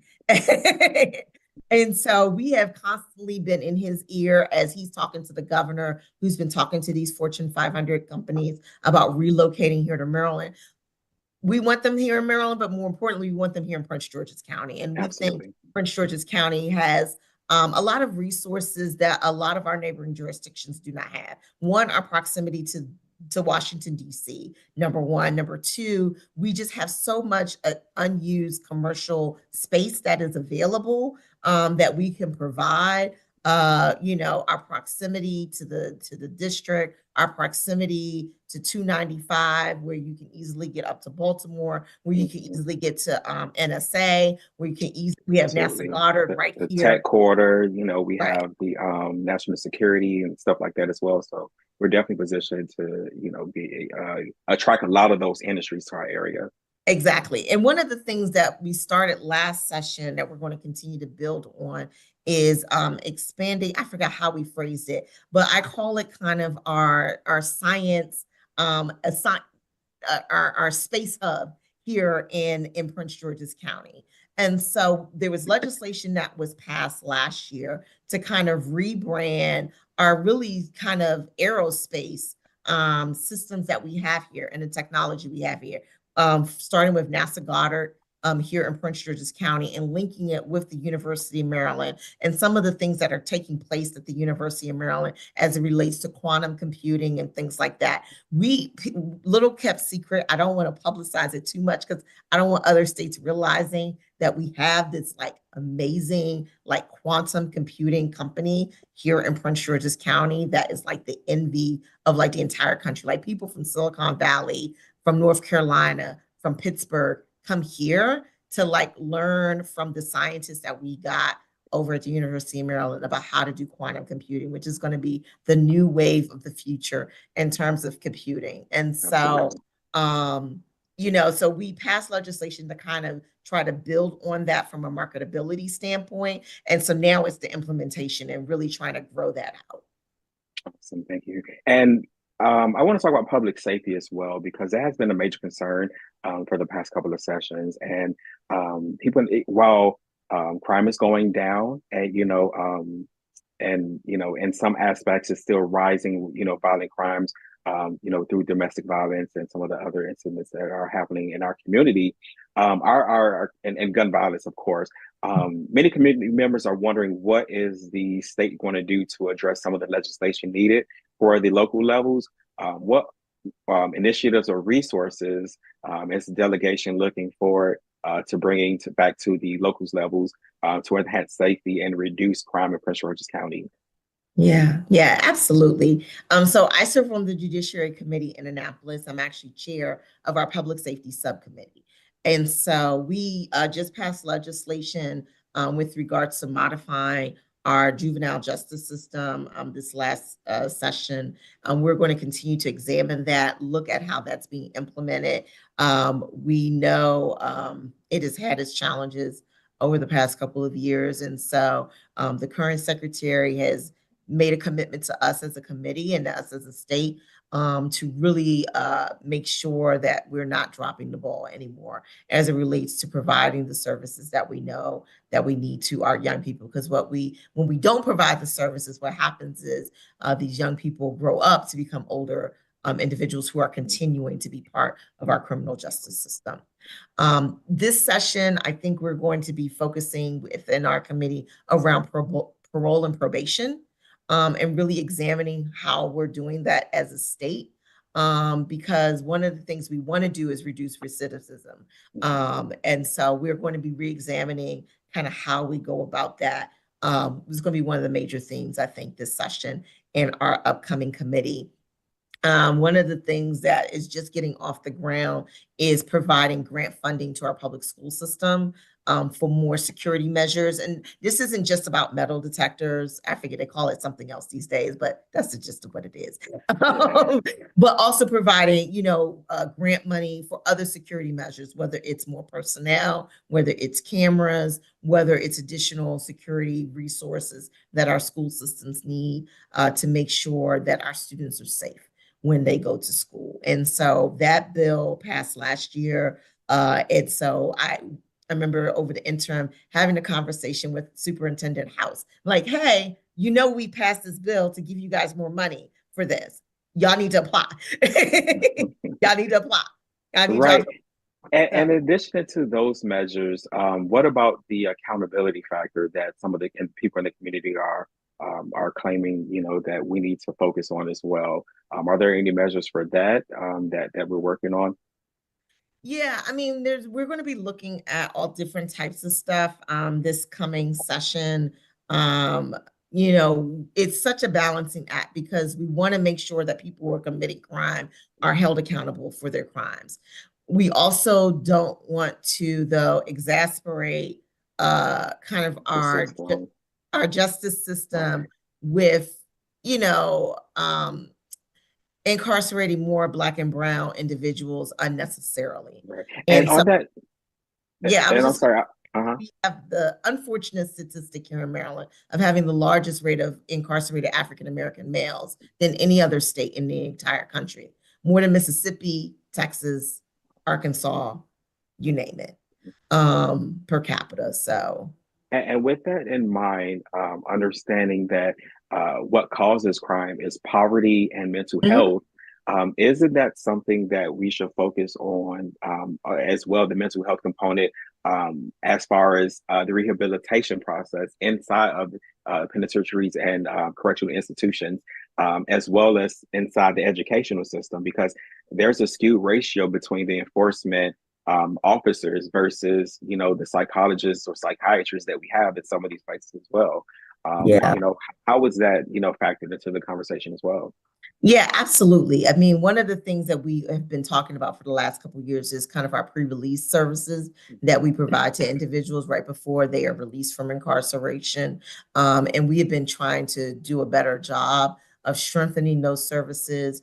One of the conversations you'll hear this year is also especially as it relates to women who were incarcerated, the pre-release services that we are providing to women.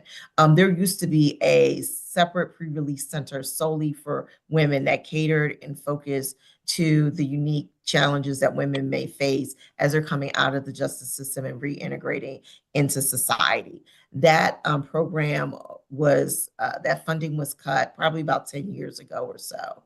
And so we passed legislation several years ago to re-implement the Women's Pre-Release Center. That while we passed the bill, the previous administration never implemented the bill. And so we are now in the process of trying to work with Governor Moore and the State Department of Corrections in getting that implemented, and getting that facility back up and running. And so that is something that we're going to definitely be focused heavily on this upcoming legislative session, because we know if we give them the resources that they need prior to being released from jail, again, hopefully they won't, engage and recidivize and come back into the system. And the other thing that, and you touched on this a little bit, that we're also going to be looking at, the governor is going to be proposing some legislation around housing. We did a lot last year around housing. We're going to be doing, I guess, more again this year around housing. And we know housing affordability is a huge, it's just a huge thing for a lot of families and a lot across the world. I want to say a nation, but the world. Mm-hmm. Yes. And so when you're talking about poverty, the first step towards, is how do we make housing affordable? Because that's really the largest challenge that most individuals deal with. When you have situations where people are spending 30, 40, 50% of their monthly income solely on rent or solely on housing, that leaves very little money for anything else. Right. And so that is something that we're going to be trying to tackle and address again some more this upcoming legislative session.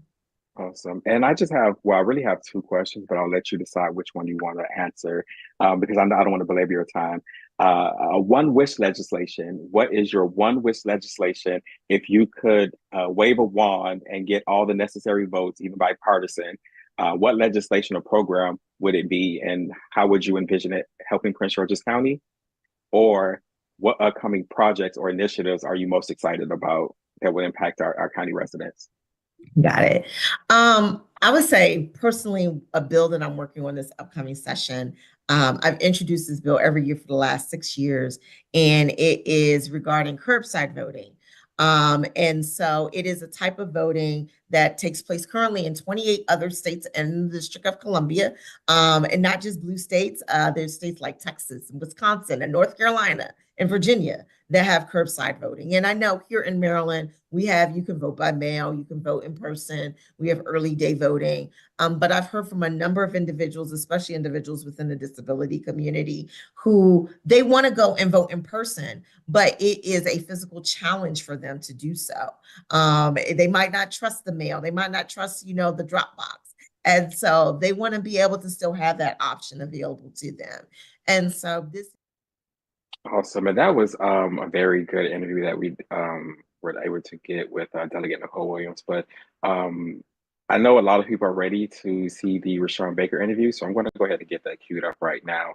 And then we can chat about it. And it's getting late, so we could probably just chat within the Facebook session so that we can play the video. Let's see.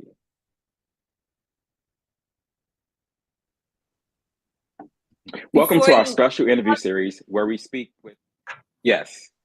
I was going to ask, before you start, are we going to just log out of the Zoom platform at 8:30 and continue to listen on Facebook? How are we going to transition that? Or are we going to stay live till 9 o'clock?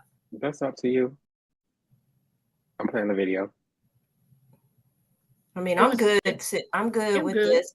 Candidates vying to shape the future of Prince George's County. Today, we're joined by Rushern Baker, former county executive, who is now seeking a return to the road to lead the county during a pivotal time. During his previous tenure, Mr. Baker was credited with initiatives aimed at revitalizing the county, improving education, public safety, and economic development. However, challenges such as budget constraints issues within the school system, removal of a second trash day, and persistent systemic issues within its agencies also marked his time in office. From addressing the county's looming budget deficit to ensuring equitable education and economic opportunities, we heard directly from Mr. Baker about why he believes he's the right person to lead Prince George's County once again. Let's get started. Mr. Baker, thank you so much for being on our show today. Hey, Sherman, thank you for having me. I love this opportunity to talk to the people of Prince George's County, and quite honestly, to the people of Maryland and the Washington area, because we're all connected together. So, and I love, Citizens for Accountability in Government. It's probably one of the reasons that I ran for public office in the first place. Awesome. Thank you so much. And Mr. Baker, you said you're a fan of Law and Order and British TV shows, Shameless being one of my favorites. If you could play any character in a legal drama or British series, who would you play? Who would you be and why? Okay, I probably would be Luther and Eldridge House. and shamelessly, I'll say, because everybody thinks he's good looking, but he's such a fine actor. Mm-hmm. And it just thrills me all the time. So, or Helen Mirren, when she was playing Detective Tennyson. Okay. It's just amazing. So yeah, I'm a big fan of British and Australian TV. Mm-hmm. The other one, Australian, it was like Orange is the New Black. What was it called? It was a prison show. I can't remember it, but it was a good movie as well. I mean, a good TV series. You've also said that you are a Bob Marley fan. He's your favorite artist. If your leadership style were a Bob Marley song, which one would it be? Oh, that's a good one. There's so many I like. Probably Exodus. Okay. Moving of people. Okay. I played all the time during when I was in law school, and there were times as county executive, I would play that Exodus, and I would also play Tisha Cobb's Leonard, gospel singer, Break Every Chain. Okay. Yeah, we definitely have some chains broken here. Yes, and they were two songs that just kind of would motivate me to say, hey, you just got to keep moving, and God's going to take care of you. Absolutely. Part the Red Sea. So, amen. All right. And as a history buff, if you could sit down with any historical figure to talk about the challenges facing Prince George's County, who would you pick, and what would you ask them?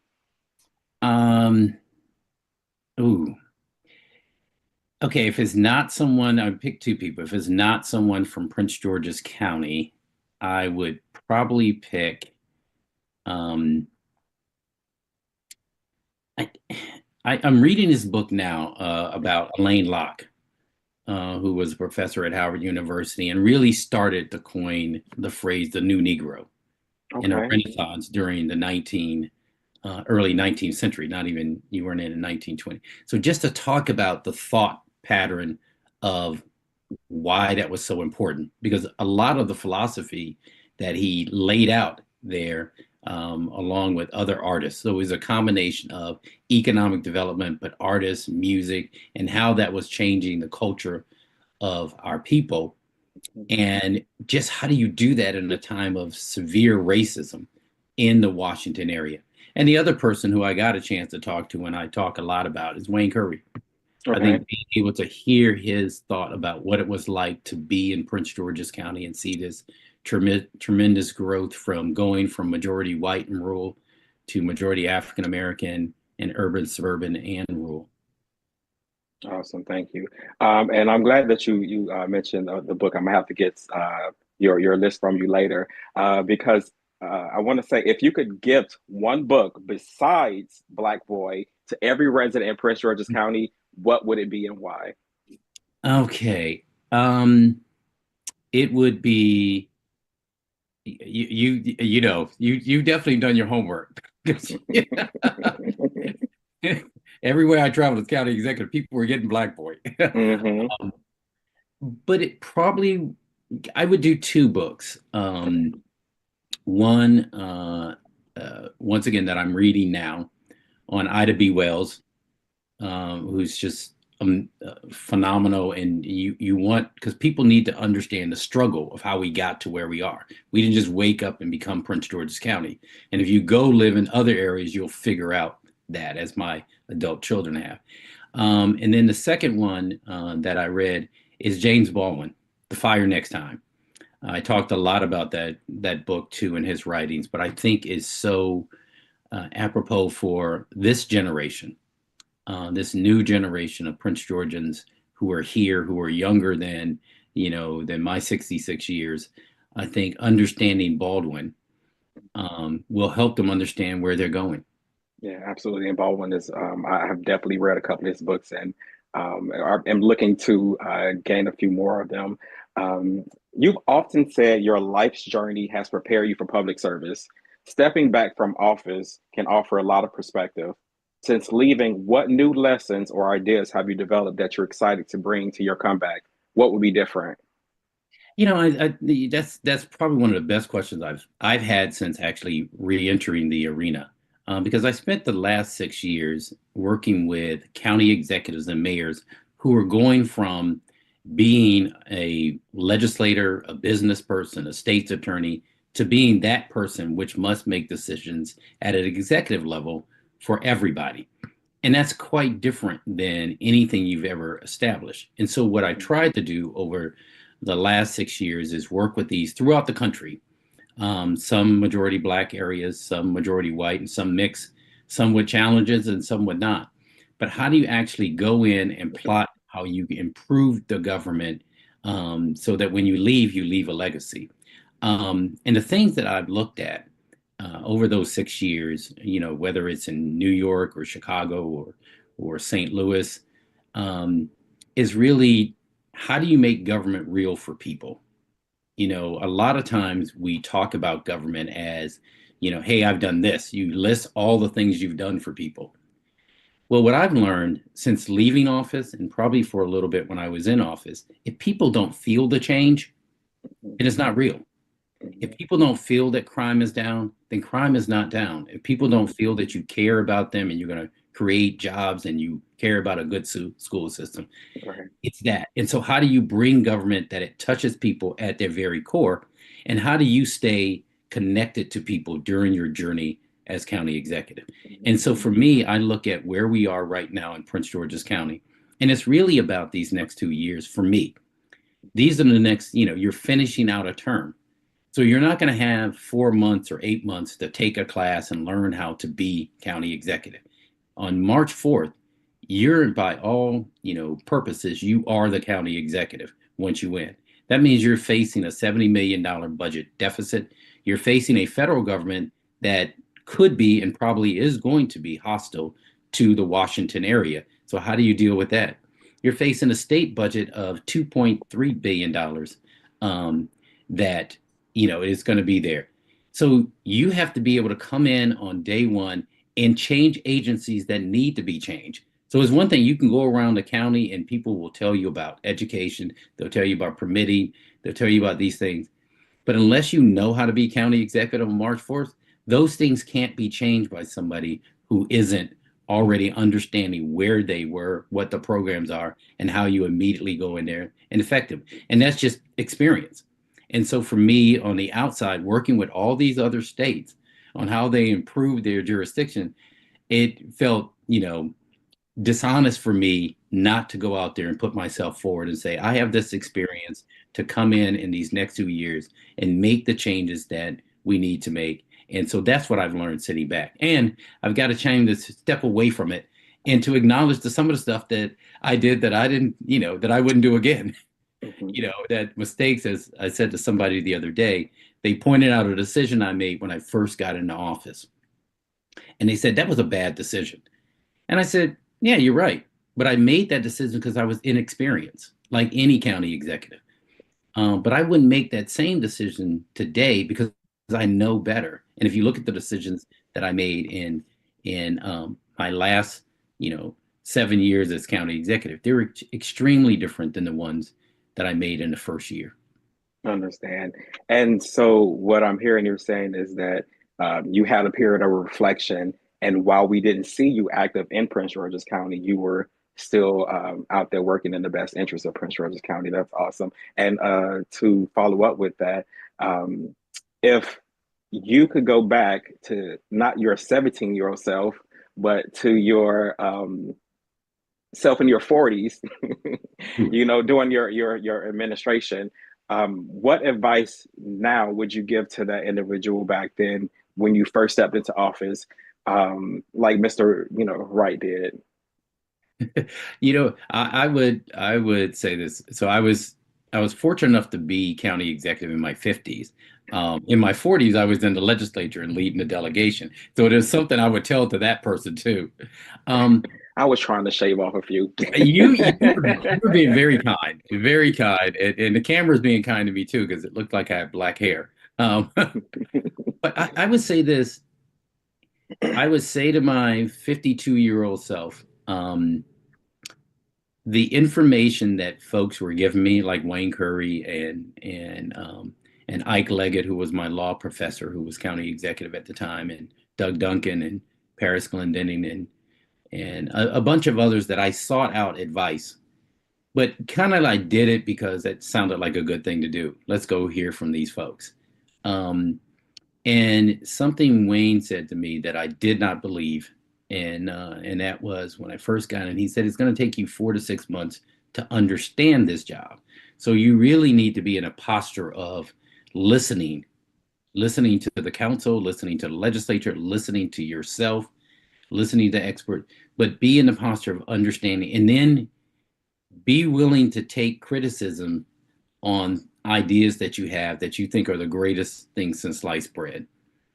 And he said that, but I said, okay, but I didn't really listen. And I'll give you an example. There's a program we still have today called our Economic Development Incentive Fund. Is $50 million that we put in to jumpstart the economy in Prince George's County. I thought of that idea when I first came in the first six months. And to me, it was a brilliant stroke of genius. It was Roosevelt, both Roosevelts. It was everything right there. Who could not like this? This will tell the world we believe so much in Prince George's County. We're putting our own money in. This is a new deal. New deal. That's exactly it. To me, it sounded, and Wayne said, great idea, but you need to talk and talk to the council, get them to buy in, shape it with their help, and all of that. And I said, oh, no, I'm the county executive. That's crazy. I'm not waiting on that. And I submitted it, and they rejected it. Not because it wasn't a great idea, but one, they weren't part of the process. They didn't understand it fully. I didn't explain it fully. And so what I learned, and I would go back to the 52-year-old me and say, hey, listen. On that first day, we waited a year to pass this legislation when we could have had it in the first 6 months had I just done the things that he had advised me to do. And that is to sit down with all stakeholders, not just the ones in front of me, not just the council, not just the legislature, but the people, and explain to them why we were taking your money, it's the people's money, and putting it into this. But it didn't. And a year later, I did exactly what he said. But that was a year where we could have had tremendous growth starting in the first year of our administration, rather than in the last 7 years of the administration. Right. And that's something to think about, because whoever takes this seat will have 18 months in order to do this job before the next election. And we know, and I have stated, and this is on the record because I advocated at the council and said that when you're electioning or running for office, campaigning, you're not really doing the job that's in front of you. A lot of the focal point is spent on campaigning and making calls and trying to get the funding and everything like that. So we need someone, of course, who can either handle both or make sure that they're really focused on the county, because there will be a learning curve to say that, if it takes 4 to 6 months to, do this job, we don't have that much time. It's 18 months. Right. And you've also shared some regrets about your younger years, particularly with your parents, and how have those reflections helped you connect to the struggles that many families in Prince George's County face today? It does. Just to finish your last question real quick, you're absolutely right. This is a $4 billion corporation. And that's what Prince George's County is. And so you've got to focus every day on it.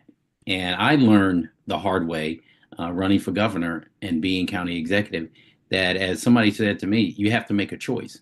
Either you're going to spend your time running around the state, or you're going to spend your time dealing with the problems here.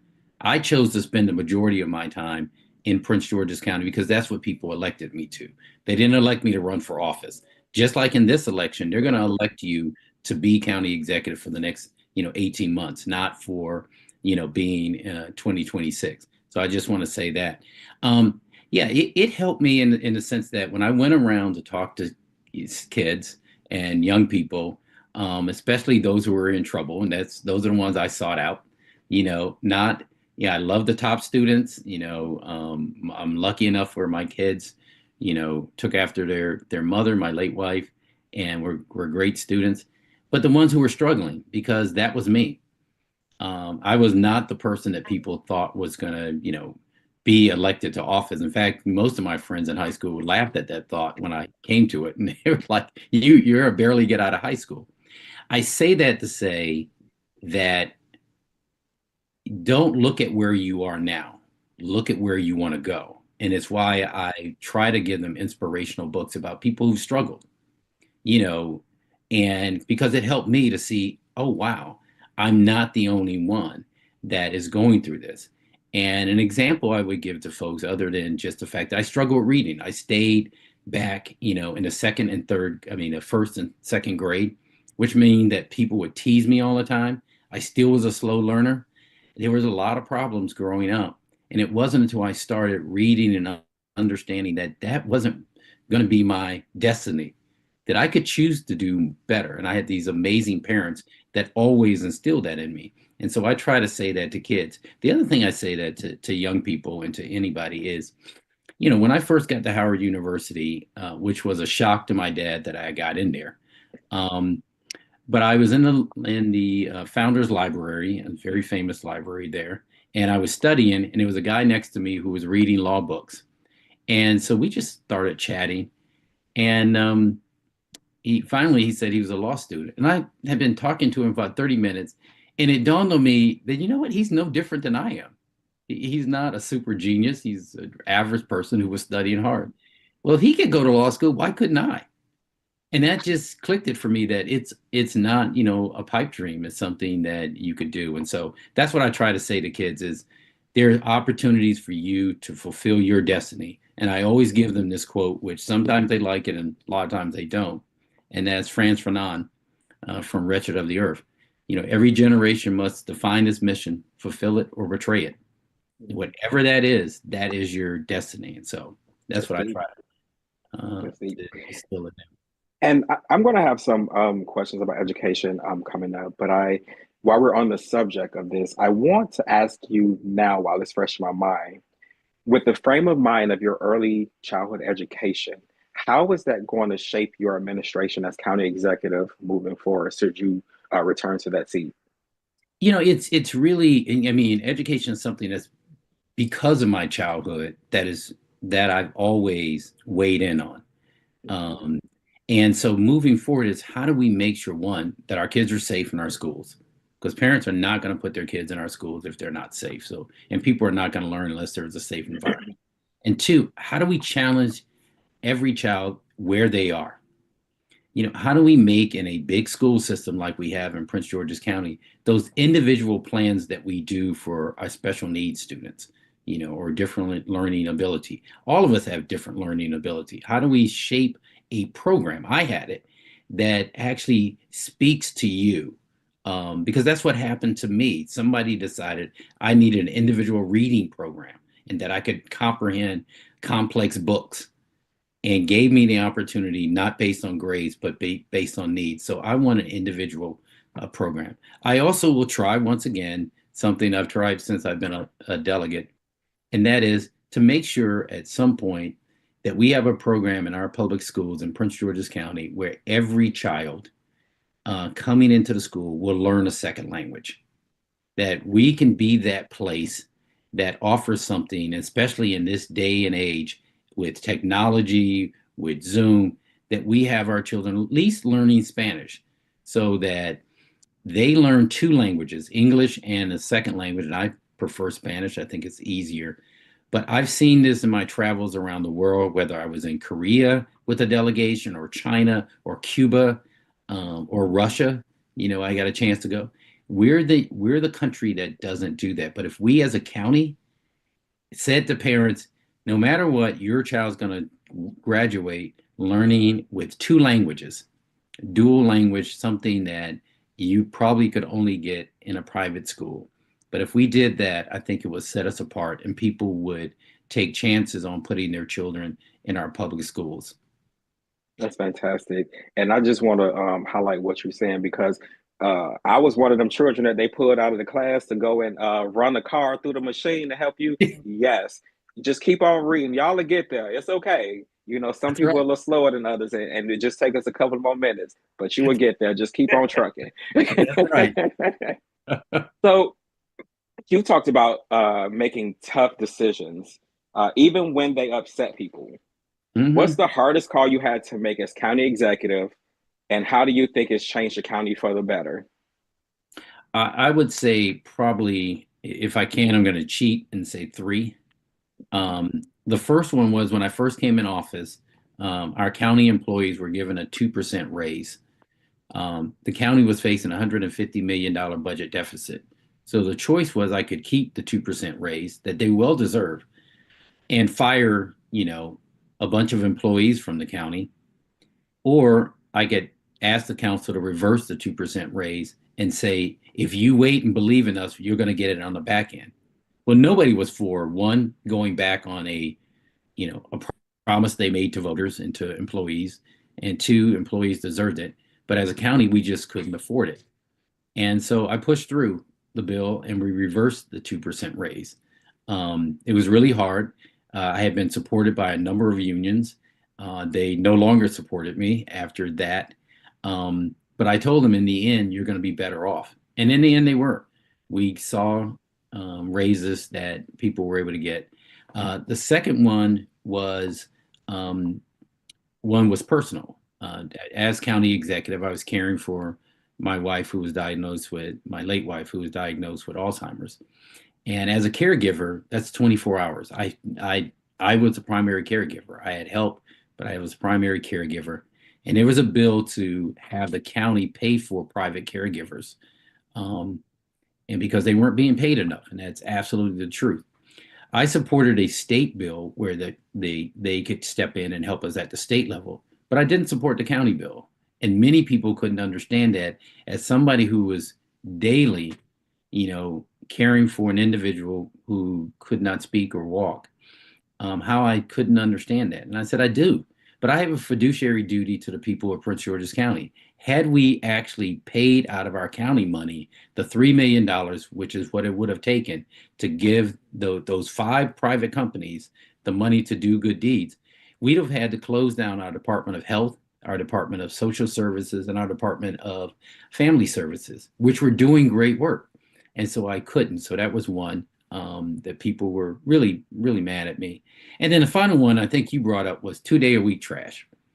A good political consultant that I had said, you never take away benefits that people have. They just don't get it. And we were faced with a problem, not only with a budget. It was going to cost us $6 million to carry out a 2-day-a-week trash countywide. It also meant that we would have to build another landfill, another brown station somewhere. And as you know, if you grew up in Prince George's County, they're in certain neighborhoods. Those landfills ain't everywhere. Nobody was raising their hand and say, hey, if you put the 2-day-a-week trash there, please build it in my neighborhood. It was always we could build it somewhere else. And then the final thing was, at a time where we know global warming is real and that green economy should be something we embrace, we were the only jurisdiction, not DC, not Baltimore City, not Montgomery County, not major jurisdictions, that were doing 2-day-a-week trash pickup, because one, it was harming our environment. And so we were actually, adding to the global warming just by the way we approached it. And so my thought was, and people came to me, And you might remember this happened while I was running for governor. And they said, if you do this, you're going to lose votes. I said, if I don't do this, this county is going to lose off. It's going to, one, not be able to afford to keep it going because we don't have $6 million to put in there. Two, we don't have a place to build a ground station because New Jersey was no longer taking our trash. And three, if we actually retool ourselves and put that into composting, put that into the environment, creating green jobs, that will actually spur the economy. And so we chose to do the hard thing. And what that led to was the Obama administration recognizing Prince George's County as a leader in the environment and waste reduction, and providing jobs for heretofore a lot of small and local businesses that didn't have it. And I still run into people who say, I hate you took away my second day trash. In fact, you know, my girlfriend and I, we live in Fort Washington, and she reminds me every day that there's only one day a week trash. So, okay, so could we have not gotten a second trash can? Was that not an option? Yes, you actually could have. So the first trash can that was delivered, and this is something about leaving from the administration, is you leave with instructions for the next administration. So the first trash can was, and that's what we did. I'm glad you brought it. We delivered free trash cans to everybody. And the idea was that we would deliver a second trash can and a composting can that finally came, I think, this year to folks. So the notion was you would have one day, but we would actually start diverting our waste so that we could use that for Prince George's County to make money. So yes, you should have gotten 2 bulk trash cans, and it should start streamlining to the point where everything is at one, a single stream trash collection. But all of this was in the works because we did this the last 4 years of my administration. But it saved Prince George's County money. There's no way that we would have been able to survive the pandemic if we had not made these tough decisions and had not created jobs out of this to do it. And I'm also glad that you mentioned about trucking our trash to Jersey, because people don't realize that trash is hauled across states. You know, that's a few states you have to get there. Right. Making that tough also calls causes the environment. Sorry, but it also causes the environment because you're trucking. You're getting more stuff on the road, and more traffic, and more trucks on the road. Making tough calls isn't easy, especially when they create tensions with groups like unions or stakeholders. How do you handle staying firm on decisions while still building trust with the people involved? Well, one, I used to teach. I teach this in my class to the executives. Is your job as county executive is to make county executive, or mayor, or governors to make tough decisions. There are no easy decisions that come up to you. It's not, you're not a legislator. It's not those great days when I was in the legislature. You just write a bill, pass it, and I don't know how it's enforced. You know, that's somebody else's job. As county executive, you're forced. So when people, come to you, it is, and they're all great. It's not like the easy ones, like that's bad policy. Bing. No, they're all great. And so what you have to be mindful of, and what I have to remind myself is, nobody elected me to win re-election. They elected me to make tough decisions like they have to do every day in their home. There are things people want and there are things people need, but they make a decision on what's best for the family as a whole. And so I had to, remind myself when I was getting nervous that I have a fiduciary duty to make the tough decisions for the long haul of Prince George's County, not decisions for the next year, the decision for the next 10 years. So when it came time to make those decisions, whether it was MGM, which people did not want, or whether it was a whole food development in College Park, which the neighborhoods didn't want, or whether it was to do something my administration didn't want, which was what you're doing today, and that is to create an Office of Ethics and Accountability that can investigate the county executive, the county council, and my agencies, and to give that executive director a 5-year term so that they outlived the administration. And a lot of people were like, if you give that to somebody, they're going to investigate you. And I said, yeah, they might. That means we have to stay on our toes. But so those are the tough decisions that you make moving forward. And then your second part is, how do you make sure that people understand it and still have confidence, including the unions? I've had my battle with the unions when we were building a new hospital. And that is, we needed to merge with a hospital that was large enough to take on Prince George's County and to provide us with the type of amenities that we don't currently have and access to healthcare. And that was the University of Maryland medical system. Well, in Baltimore, they're not unionized, or they weren't at the time. And so people didn't want us to merge with this teaching hospital. But I knew that it would offer us the type of service and amenities that we don't have now and would help us build our hospital faster. And so we merged with them. But we also worked out an agreement that they would be union in Prince George's County and that we would save as many jobs as possible. Could we save every job that was there at the old hospital? No. But we saved as many as possible, because the other alternative was to do what we've been doing for 30 years, and that is kicking that can down the road, and we would close the hospital and we would all lost aspect. But it was a tough decision. It's one that people still are not happy with. But those are the decisions you have to make as county executive, and you don't have a crystal ball, and you have to make them right away. And that's what's going to happen on March 4th. You're going to make decisions immediately, because you're faced with budget crisis from every which way, not only at the local level, but the federal level and the state level. So you have to make tough decisions. Yes, absolutely. And whomever wins the county executive seat, I hope that they'll fight for a Department of Veteran Affairs hospital to be in Largo. I know it's a tall order, but having 60,000 veterans here and having to wait 9 months to DC for an appointment is egregious. I'm with you on that one, and I tell you, that's one of the things we tried to put together during my time in office, to say to the federal government that, hey, we have all these veterans that are living in Prince George's County, having a hospital here. Really, we were trying to pitch the Landover site to do that. To say that would be a great, and it still could be possible. I mean, you think about even for the Southern Maryland region, because they still come up to our centers as well, or having to go really further to DC for their care. Exactly. Okay, so on tough decisions, I know I've been asking you about really tough decisions, and I'm glad that you have experience with these questions. There was a time where you proposed a 15% tax increase, a move that was met with significant pushback. And many residents are still upset about that decision and can't believe you're running again. Ultimately, it was approved at 4%.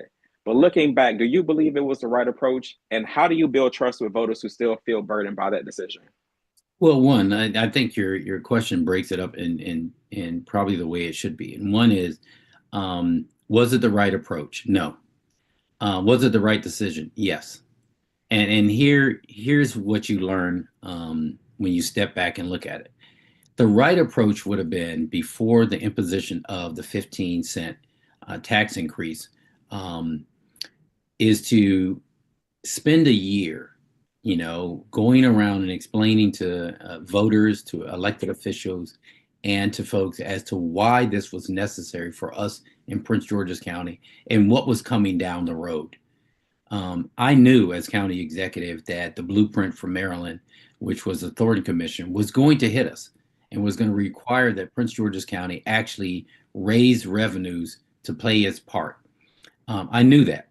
And the only way we were going to be prepared for that was to start preparing now and put it at a smaller chunk, 15 cents, rather than having the state impose it at a larger chunk. I knew that.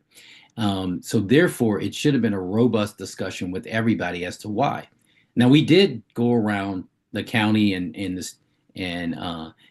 did town hall meetings, but we did it as the bill was being passed, and being debated.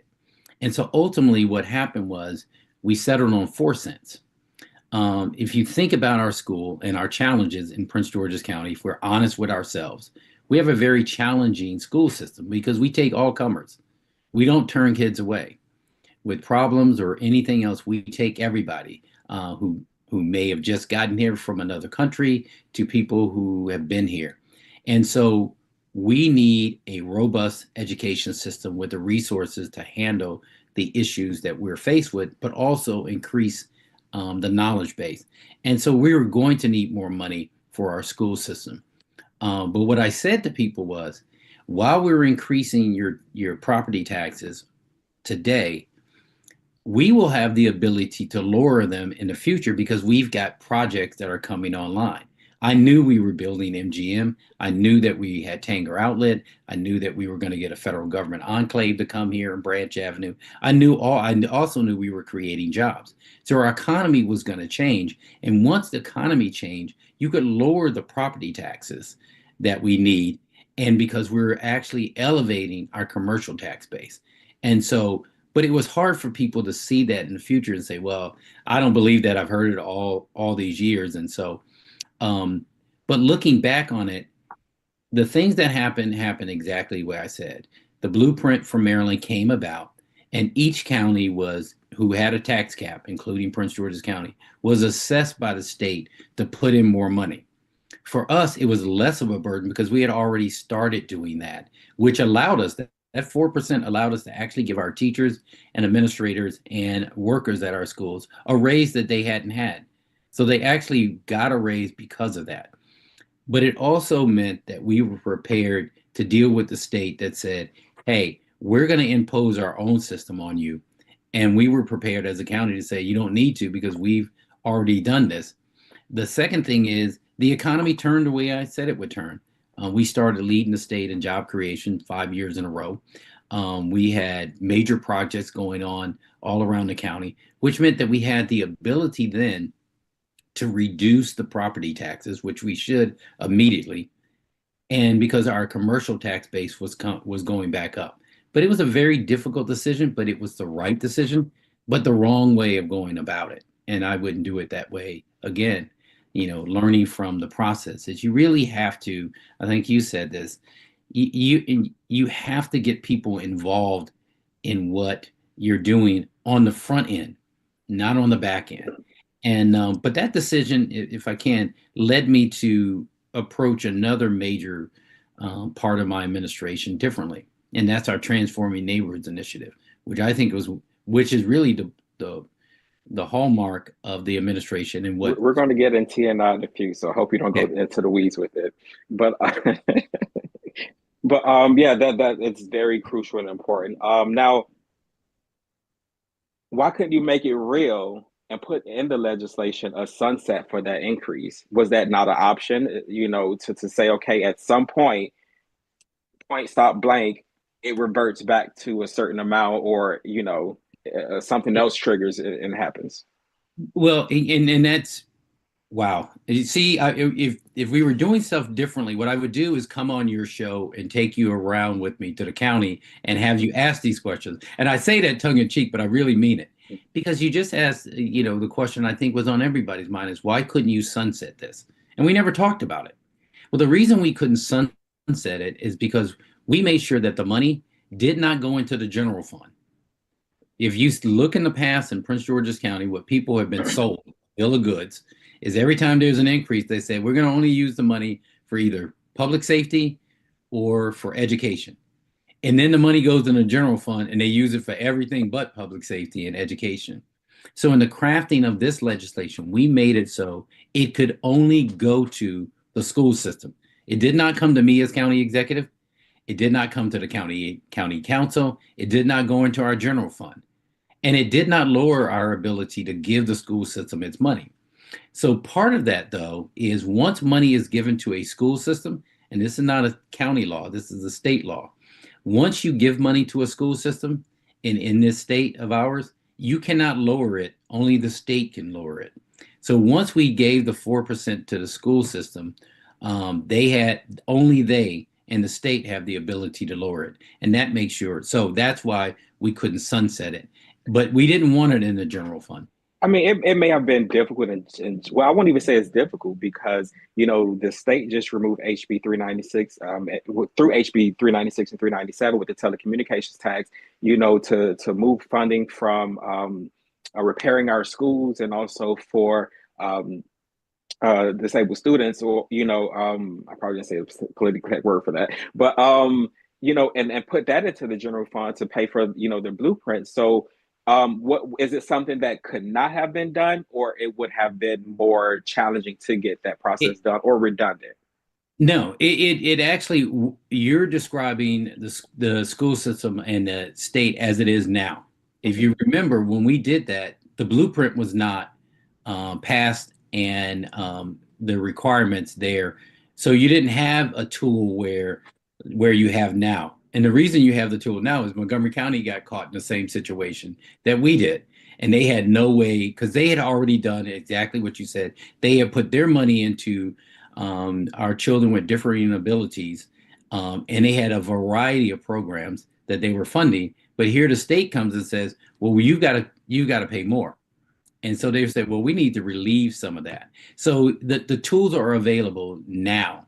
But we also knew then that the tools would be available to the next administration to do that, because the legislature always has the ability. And we said that once the economy turns around, there's nothing stopping the administration from going in and asking for tax burden. The other part of that was MGM was just starting up. So the money for MGM coming to the county was not where it is now. You get somewhere between $37 to $47 million that goes directly to Prince George's County. That was not the case when we put this bill in, but we knew it was coming. So once you actually have those mechanisms, you can go in and say, we need relief from this because we're making up the difference through our commercial tax base. So we just didn't have the tools. Well, the tools were there, but we didn't have the argument to say, hey, we got this other money coming in, so you could give us a relief. The money had not come in yet. We knew it was coming in, but nobody was taking any chances, and rightfully so. Yeah, and thank you for correcting different abilities. That was what I was looking for. When it comes to decisions made, reflecting on everything that has happened, when it comes to decisions made, reflecting on things that has happened since your administration, do you accept the blame placed on you by the community for some of the issues that Prince George's County Public Schools face, and about your choice at the time to appoint Board Chair Eubanks? No, I accept everything that happens, in my administration, because it's my administration. Ultimately, I make the decision and make the point. But I always say to folks, when they talk about the school board, which is always, it's a tinderbox. It's always going to be, something that people are passionate about education, about their kids. I'm passionate about mine. When all of my children went through our public school system. So I'm very passionate about it. But I remind people that during the time under, Dr. Eubanks's tenure as board chair and Dr. Maxwell, a couple of things happened that don't get talked about a lot. And that is the number of people in Prince George's County who actually started to put their kids back into our school system because they saw the changes. We went from, 133,000 kids in our school system, or 35,000 kids when my children were part of it, my older children, to 122,000 kids in our system when I took over in 2010. By the time we left, we were back to 133,000 kids there. We had programs that people had asked for. People asked for language art programs. They asked for more music, more art stuff you find in private schools, more language abilities that we had there, more of our kids being mainstreamed and being able to go back to their schools. And we were able to elect, to have the superintendent be reappointed by the board for a second term.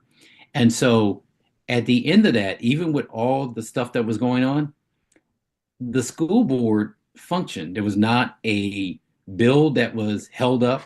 There was not a crisis where the leadership was asked to step down and they didn't step down and you had to go to the ethic charges at the school board. I looked at people and I was like, I'd never seen us at the state school system so much as when we left. And people were like, oh, it was all this chaos during your administration. Not once did we have that happen.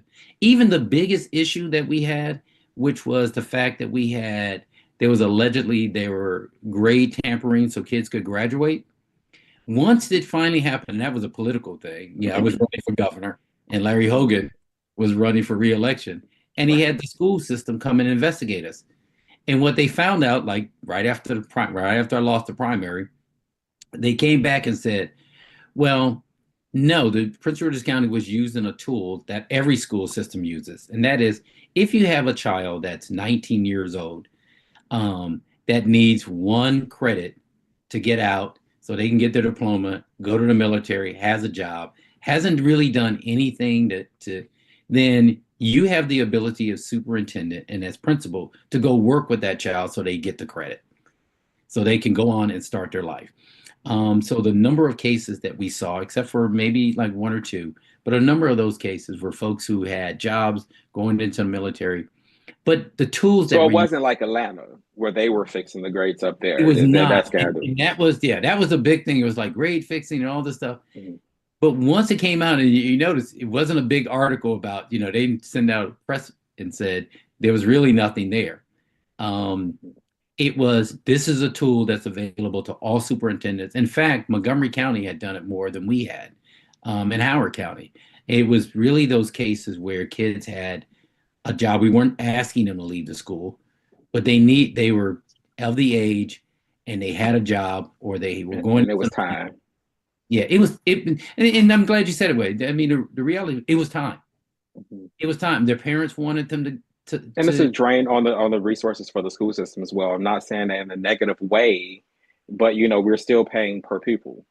That's right. And it was cases where we weren't sending them out where they weren't going to be able to find something else, because we really don't want to do that. We want these individuals who saw their path, saw their path in the military, saw their path, doing union work.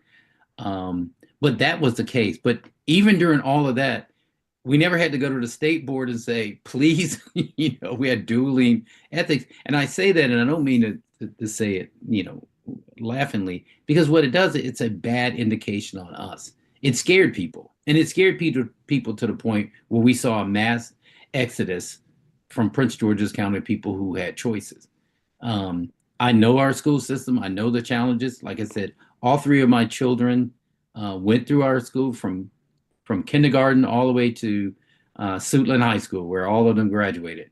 I know the good, bad, and the ugly of this county. And so my job was always, how do we move ourselves along, and how do we get the best individuals there? And if I lose confidence in those individuals, to remove them. But, I thought Monica Golson coming in after Dr. Maxwell was an amazing choice. But she got her start in the upper echelons of school system because of Dr. Maxwell. And I want to move over to the Transforming Neighborhoods initiative, which was launched in 2011 under your administration. And it was supposed to revitalize 6 areas in Prince George's County, which were facing significant challenges. However, recent information about its current status or continuation under subsequent administrations is limited. Could you provide insight into the present state of TNI and its impact on targeted communities? I really can't. And, there's one of the things I want to look at when I get in there, because this was a program that, by all accounts, it was studied by Harvard. It was because of its success of making a difference in our communities. I know that it was tweaked when the new administration, that's not unusual, administration do that, was tweaked to make it less targeted and more wide, more county-wide. I think that's what it was. But one of the things I learned was, if an administration, whether it's here, Baltimore City or any other place, asks me for my opinion, I'm willing to give it. But if an executive thinks or has their own ideas, then I'm willing to give them the chance to do that.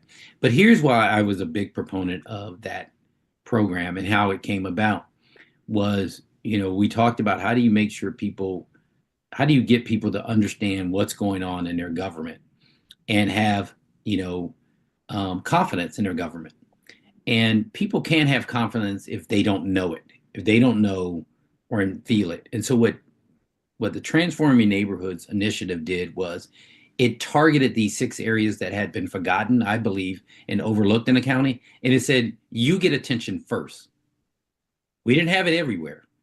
So if you were living in some of our other areas, including where I was living at the time in Cheverly, they said, well, why aren't we part of it? I said, no, because we have, if you look at the statistics, we actually had the ability to make some changes ourselves, and the county can help you. But these other areas were not areas that had a town or the ability. And so it wasn't everywhere. And people were upset the fact that there were certain areas, whether it's Bowie, Laurel, places like that, were left out. But you can't, if a program's for everyone, it's for no one. We know where the needs are. And we went in there and we said, we are staying here until we see dramatic change in a bunch of areas. So we actually took the county government and we broke it down to 6 individual county councils and county executives. And we put all of our government. So it wasn't just police, which people talk a lot about because of public safety, but it was fire, it was the sheriff's office, it was state's attorney, but it was also our health department, because we found out a lot of our areas didn't have access to quality health care and doctors in their own neighborhoods, family therapy, social workers. It was also transportation. A lot of times in some of these areas around the county, it would take you forever to catch a bus to a job center. And so to highlight that point, I actually took a bus from my house in Cheverly to Upper Marlboro to get to a job at 7:30 in the morning. It was impossible. And so we looked at all of these things. And then we said to the private sector, if you want county money for projects, if you go into these areas, we will put county money in. If you want to go into another area, that's fine. We'll help you with permitting, but we're not going to put county money in because our priority is going to be these areas. If we can revitalize Suitland, Mount Rainier area, other places throughout the Colmar Manor, all those places, the southern part of the county, if we can do that, then people will start to come there. But that's where our focus was. And what it allowed us to do, Riverdale, Bladensburg, that area rebounded so quickly, we took them off of our list, which then became a problem because people were like, we're used to what we're getting. In the beginning, nobody wanted to be identified. They were like, oh, well, we don't want to be identified as a challenging area, da, da, da, da. In the end, they didn't want to leave. So, but it showcased for us as a county, it was showcased in Governing Magazine and in Harvard, because what it did was it brought in several aspects. One, it brought government down to a local level, but it also put in our county stat, which we're using data in real time, not just about crime, but about dropout, about job abilities, about returning citizens that were coming back, and how we could make sure that they were prepared not to recidivate. So all of that helped us. So it's something I think can work. You use innovation to keep it going. And it's something that I know very well, and so would return to as county executive. This segment wouldn't be real if I didn't talk about accountability, because that's who we are, Citizens for Accountability and Governance. You've always emphasized ethics and transparency, but critics say more could have been done during your time in office. If you're elected again, how would you rebuild trust and ensure accountability in county operations? Because I will say this, some of my favorite nightly reading material are the audits and a lot of the studies that Prince George's County have done. And I'm very upset about them, especially the ones with DPWT. What would you do differently this time, or would you still seek the office of Inspector General for Prince George's County? I'm glad you brought it. I wanted an Inspector General badly. I thought it would give us the independence that we needed. And but the reality of being in office is that it is compromise. And so it was no way we were going to get that through the council. Would I be in favor of it now? Yes. I would love to see our Office of Ethics and Accountability be elevated to an Inspector General. I think it helped our police department to have an independent Inspector General there when we were we're doing problems. So that's one. The other is, I think there are things we've learned over the years that can help us, and technology has changed in a way that really can help us. And that is, I'd want a robust system of accountability that we put in there. Certainly using our county stat more, and that is to bring in our different agencies. So when I was there, county stat would have an agency come in. They would they had their own investigators, so they would go out and gather information, but they would come in and sit before the county stat team, and we would talk to them about their progress, what they were doing in real time. So I think we need more of that, to really ramp up that office. I like what's going on with 311. I like the fact that they're doing texts. I think they have really taken off. But 311 was also an agency that the council didn't want. And so what we had to do was, once again, a compromise that we wouldn't fully staff it the way it needed to be staffed in order to get it past the council. I would come in there now and I would fully staff 311. I think they're doing an amazing job, and it's out there. The other thing I think I would do more of, that I did as county executive, but was kind of talked out of doing a lot more of it, and that was, we had a thing we called that I called Citizen Day, and that is once a month, and I wanted it for once a week, but I'd settled for once a month. For 30 minutes, anybody could sign up and come in and say anything about the administration, what their problems were, with me, no filters. They didn't have to tell people in advance. If they did say, hey, I have a problem with DPW, then we would bring somebody in from there. But they would actually come in, sit with me, and they would tell me their problems or what was going on. And the requirement was that I had to have staff, department directors had to be on speed dial as I was getting questions from citizens. And one of the things we learned from that was, when people started coming in and giving me their complaints about, what was going on, I was sometimes, especially with 311 and especially agencies, is have them call those agencies directly as I was sitting there, and ask them about a case they had put in or a problem they had. And I'd listen. And then as they were talking to the person who was either rude or who was non-responsive, or who said, you just called yesterday, so don't call back, I would be on the other phone calling the director and asking him to go down to that person and tell them that I'm going to give them a call. To me, that put, you don't want to say the fear of God.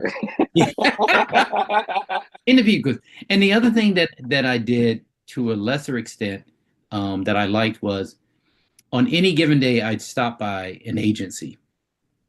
Just, not when letting them know I'm coming. I dressed down and I just stopped by the agency and just sit there and see what's going on, just so we could. Wanda Sykes has a good joke about that when she says nobody wants their boss coming to the job, talk about their turnaround and talk about surprise. Exactly. How would you feel? How would you feel? Yeah, definitely. We're gonna close out soon, but I do want to ask, when people think about your legacy as a leader, what's the one thing you hope they'll remember most about your time in office? The thing that I hope they remember most is not, everybody always talks about the edifice, the buildings and stuff like that. What I hope they remember, and what I took away, is that we felt a certain way about ourselves in Prince George's County when I took over in 2010, because the county executive was on his way to jail and people were laughing at us across the nation. When I left, people felt good about Prince George's County. It looked like a place on the rise, and it was on the rise. It wasn't just us trying to boost ourselves up. You could point to things that said we were doing this better than anybody else. We were doing public safety better than anyone else. We were doing park and planning better than anyone else. We were doing job creation better than anyone else. So we could feel proud about ourselves that we had changed, at least how we felt about us and our ability to make those changes. And that's the thing that made me very pleased with the administration and want to stay here. Awesome. And for this final thought for the viewers, I want to present a segment just for you called Clear the Air. And I want you to clear the air on anything that, last words, thoughts, anything anything about any projects that someone else took credit for that should have been yours.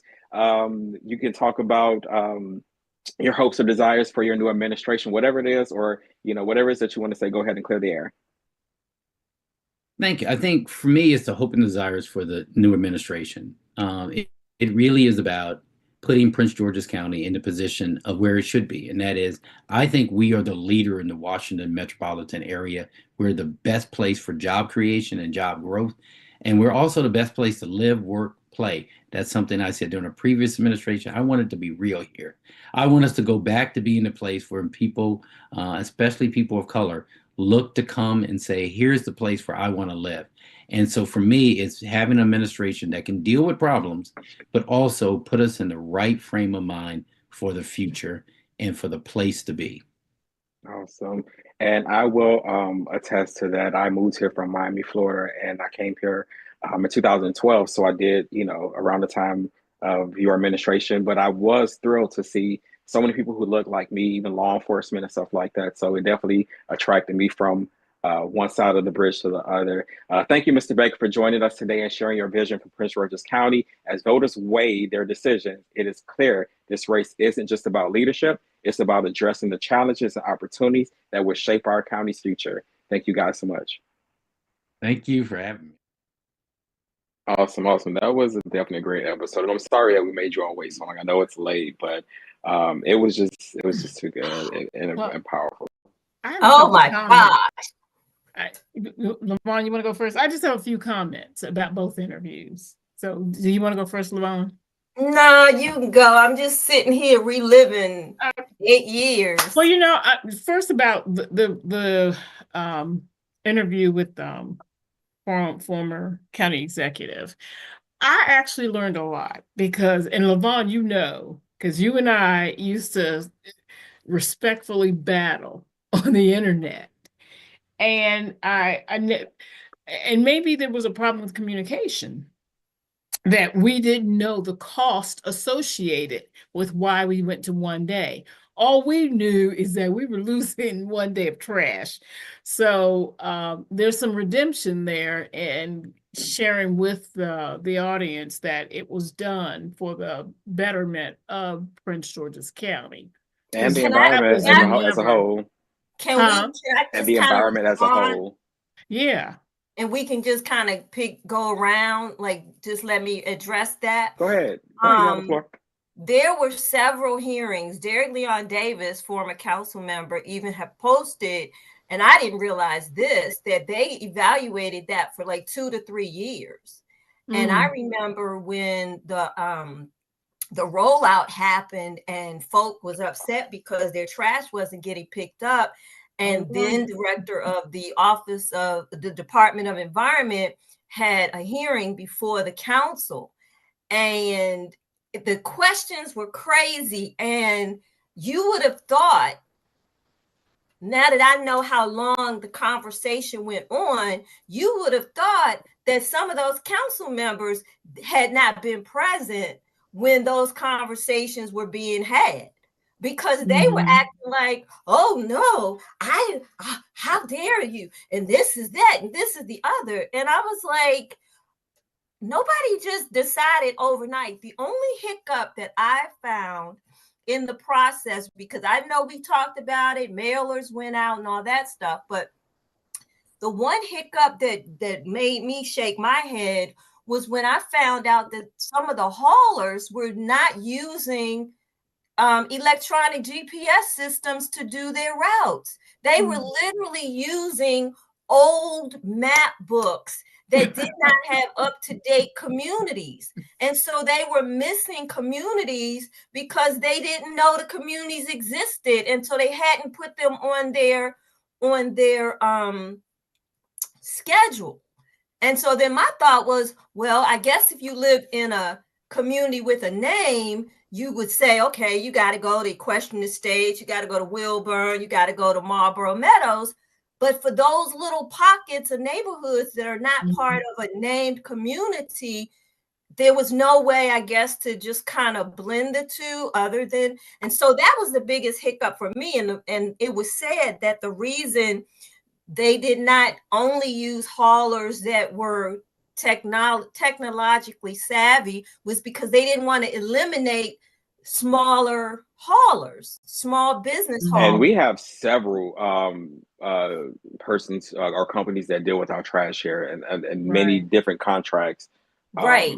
But but just not, I guess, just getting down to the nitty-gritty of the people. I mean, just even aside from what you just told, if the people knew that it was going to put us in a better financial position, and on the on our environment, that we were doing more to preserve our environment, because I never ever heard those details being communicated to us.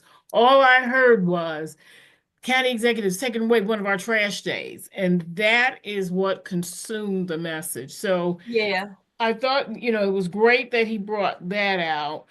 I mean, we won awards and everything. So well, now what I learned too was that the compost cans came from that initiative. Right, exactly. That the girlfriend, Princess George's, she took credit for putting out compost. I mean, come on, that's just trash. Ain't that trash? Yeah, I was shocked, that he brought that out. But and this is probably again where I guess he would do things different if he were elected.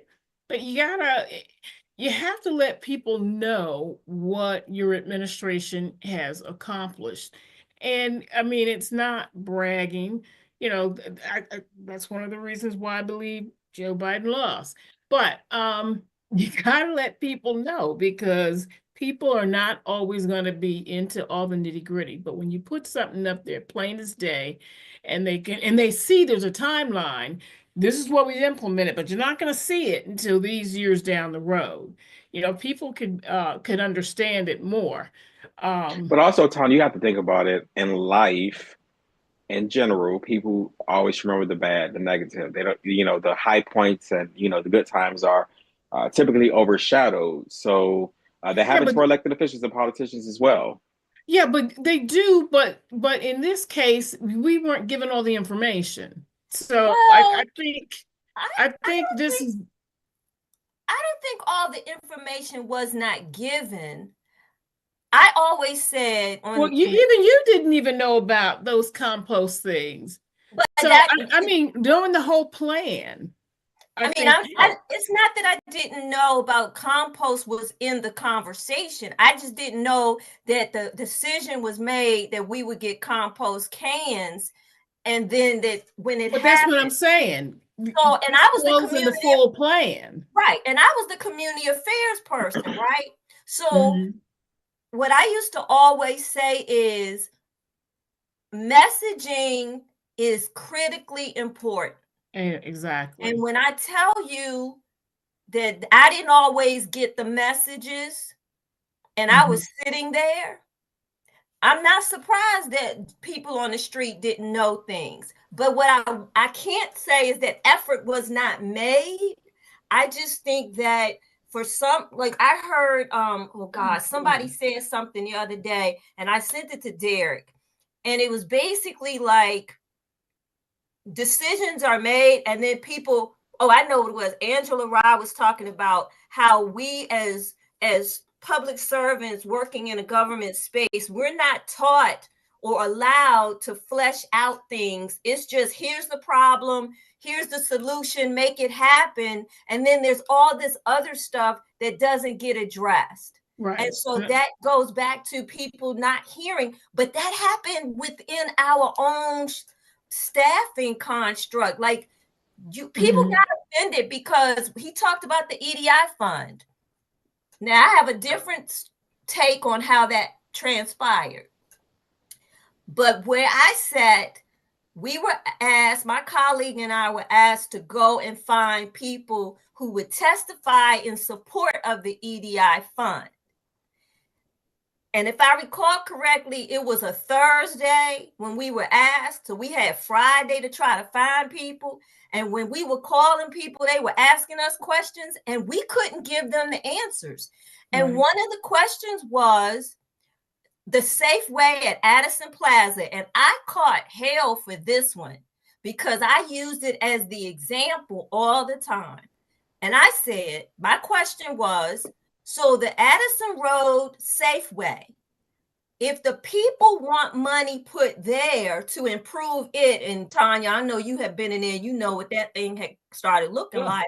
Gosh, yeah. I said, can the people request where the money goes? And they said no. And I said, well, then why are we asking the community to support this if it's not going to benefit the community? Right. So we couldn't get people to testify in support of it. And so I didn't remember that it failed. I thought that it was pulled back. So it could have been that I'm not remembering the timing of it all. But my suggestion was we need to sit on this. If this is going to be a jewel in your crown initiative, we need a little bit more time to flesh it out and get it to the people. And so, yeah, I thought that he did a good job acknowledging his missteps. And now, Tanya, really quick, I want to get to the point about the missteps. I definitely wanted to talk about a couple of those things. And one thing I am glad about is he took responsibility for it. He showed growth in it as well. So that I think that's most important of all of a leader, to be able to admit when they're wrong, because their team and everybody else is looking up to them, And as I said, the speed of the leader is the speed of the pack. We have to make sure that everything is in order. But go ahead, Tanya. Well, because I'm sure he will tell you, I would follow him around and I would tell him, you said this and you didn't do it. You didn't do that. You didn't do that. So I appreciate that. Now, getting to the delegates interview, just a couple of things that I just want to comment on that. Yeah, I sat in on the Thornton when they were negotiating the Thornton funding for the school systems. And I'm a registered Democrat, y'all. Yes, I am. But I am disturbed that with the blueprint, once again, because Prince George's County tried that with the Thornton funding, and there was a lot of pushback from other counties as far as designing it so that Prince George's County gets the biggest piece of the pie based on our poverty formula. And that's a problem for me, because I've done workforce development training in other counties. And I've spoken to other people in the Department of Social Services. And one of the things that they consistently say about Prince George's County is that Prince George's County feeds on its poor instead of trying to elevate them and make them more independent. And so here we are, almost 20 years later after Thornton, and we are again sitting up here negotiating a funding for school to put in a large lump of money because you say we have all these poor people in Prince George's County. To me, that is disgusting. And to have legislators smile about it and cheer it on, it's disappointing, because what are we doing in this county? I have talked to people and they've asked, what is it we don't understand? It seems like you all make poverty a lifestyle instead of making it a place where you are to transition from. And the fact that was said, that this was put in here, we specifically wrote this for Prince George's County to get the biggest, that's disgusting. I'm sorry, it's disgusting. Tanya, our legislators are doing that. I was disturbed by that interview. And I can't really say which aspect of it. I think I felt like it was the same old, and there was nothing to say, well, this is what we put. She didn't answer the questions from a space of accomplishment and projection. Well, in this area, we've already passed bills for such and such, and here's the progress on that. And now we're going to go into session and do this. I just felt like, she did not answer the questions with a hardiness from a place of full transparency. Even when she said about the tax, the income tax, the corporate tax, the child care credit. No, the corporate tax loophole or whatever that's called. And she said, well, this is not me speaking as the chair. I'm speaking as Nicole. I've always wanted that. Well, what's wrong with speaking? You are the chair. You never are not the chair. And so the fact that you said that says to me that your delegation is split on it. And you don't want to get out there and say, well, as the chair, I'm going to push it. That's what I would have expected. It doesn't do me any good for you to be the one vote in the delegation in support of this initiative. I need you to say, I, as delegate of 20, whatever she is, I support that. And I'm going to talk to my colleagues and encourage them to really wrap their minds around this, because here are the benefits. Speaking in general terms, that our revenue is still lopsided, and we know that. But the point that you make, even with the child care credit, we know, don't say you want parents involved, but then come up with all these excuses to say, well, but all parents can't make. I had 3 kids. I was a divorced mother of 3. I had to make it to, and I had a child with an IEP. I had to make it to my children's events. I had to do it. I had that need. This isn't childcare is expensive. I had 3 kids in daycare at one time. This mentality, which gets back to this poverty grant formula, it gets back to creating poverty, because instead of looking at the issue, childcare is expensive. So why don't we look at the fact that why is it so expensive? And what can you do as far as keep the parent responsible, but maybe get some subsidies directly to the parent with that daycare. But to now say you're going to go get volunteers to be in the place of the parent, but yet and still we keep saying we need to strengthen the parents to have more, to be more active in their child education. But now you're going to sponsor a bill where you'll have somebody be almost like their surrogate. Right. Kind of hypocritical. It's just double standards. I don't even know if they really hear themselves talking. Right. So one of the things that she also said about the child care credit was they didn't expect it to be so popular. Well, they didn't have a head count going into this. We know how many children there are. LaVon, if you get to dump your responsibility off on someone else and you don't have to pay, who's not going to take advantage of it? Right. That's just common sense. There should have been a head count and there should have been a cap. I don't understand why. To me, I'm not even for that. No, you get to the root of the problem. Stop all of this surrogacy of where you tell parents, you say you want parents to be accountable. You say you want parents to take responsibility. Oh, but we're going to do this. Then find out why the parents cannot be responsible. If there needs to be a subsidy that you put in that household so the parent can be responsible, put the subsidy there. Stop doing all these outside subsidies where you go get anybody, because see, I see this and now, oh, we want to make sure a volunteer. Well, what if that volunteer doesn't bring back a critical piece of information and then the parent, something happens to the child? Who's liable? Yeah. You put the responsibility on the parent. If the parent needs the subsidy, put the darn subsidy in the house. And stop doing all these outside programs.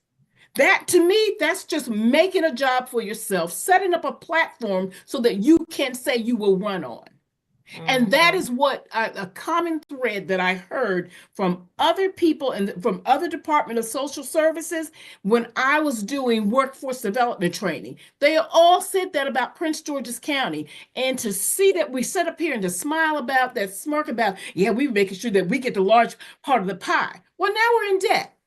Because once again, Prince George's County is taking its responsibility, pushing up to the state and asking all the citizens of Maryland to pay for it. Right. Well, we learned that through my work helping the young lady with her housing situation.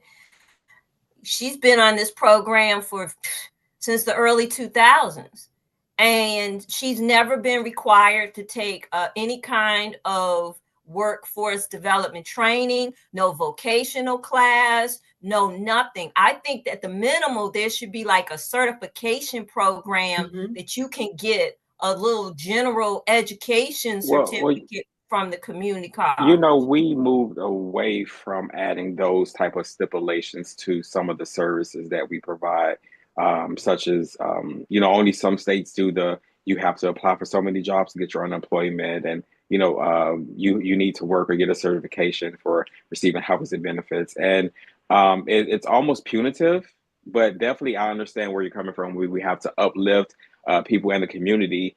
And, you know, especially with some of the parameters that are set in place, it's, you know, there is no way for some people to elevate beyond those means, because, you know, as soon as you earn a little extra money, they're like, okay, well, you no longer qualify, or you can't, you know, you have to pay more. So there is no way to, you know, pull yourself out of bootstraps with the limited resources we do provide. Though, if we are willing to, I did workforce development in a program in Montgomery County, and I've done one, I think it was in Anne Arundel County, but it was a while ago.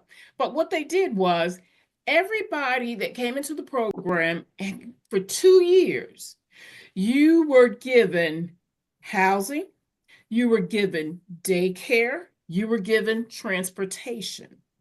You had to, those three biggest barriers to getting lifted up. And you had a focus of going to school. I was doing the IT training. So they had medical, they had IT. So they had all these different disciplines. And people could come in and take as many classes as they wanted. I would used to sit down with those that came through the IT training and encourage them, you know, hey, you got 2 years, go to school, go to the community college, get a certificate, get your A+ certification, you know, different things to encourage them. And that's what these individuals did. You got 2 years to have all of this done, and then you graduated at the program and someone else came in. There's no reason that we have generations of people still in the same place like we have. And that's what they always say. I just don't understand what y'all are doing in Prince George's County. And again, like I said, it's just disgusting that we did the blueprint to purposely get all this money because we say we got poor folks. Right. And we're still gonna be struggling at the end of it all. Yes. So I just wanted, I was a little bit, I won't say nothing else about Nicole's conversation. No, and it's not just her. It seems like this is the mindset of our delegation.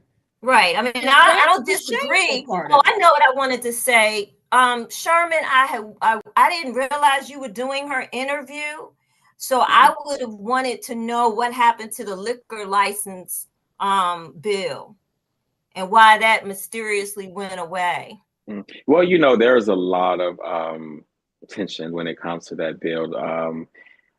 I have not talked to her about it. I have, spoken to the community, and I have previous knowledge from other bills when they would try to do this. I think Wanika Fisher, when she was delegate, was leading the charge for a bill as such. But the industry, the alcohol industry, really shows up, and that could potentially be a reason why they pulled it, but we definitely can seek out more information on that. But I'm betting, it was possibly because of that. Well, Nick Charles was the one introducing it. So I'm going to reach out to him and ask him when he wants to come on talk. So I got one more comment, y'all. Just one last. And that I do want to thank Frank Turner for coming on. And I want to thank Frank for not getting offended, because I used that. I know he asked, why are you using the word duplicity? Because we do understand that there was a lot of controversy behind that bill being created to give a sense that it was doing something when it was actually doing the opposite in a very deceitful way. And we're going to take him as his word until we see different, that he's going to make sure that that is not the what is going to happen. That he's going to be independent. He's not going to be deceptive in the way that he does audits and when I say deceptive, so that it's giving the council leverage over the school system and undermining the superintendent. So the bill is here, and so we got to work with what we got, and until we can get amendments done. But yeah, we're just going to make sure that we take him at his word, because we've seen some creation of positions on the board by board members that have been done to undermine and to do things in a way so that certain people get their way. So again, thank you to Frank Turner. Well, I can't wait to see what his big announcement is, his report. And my email. Well, isn't he going to send it to our CAG email? I'm not sure where he's going to send it, but I'm sure he'll send it to us all. All right. Lamont, did you have anything else? Okay.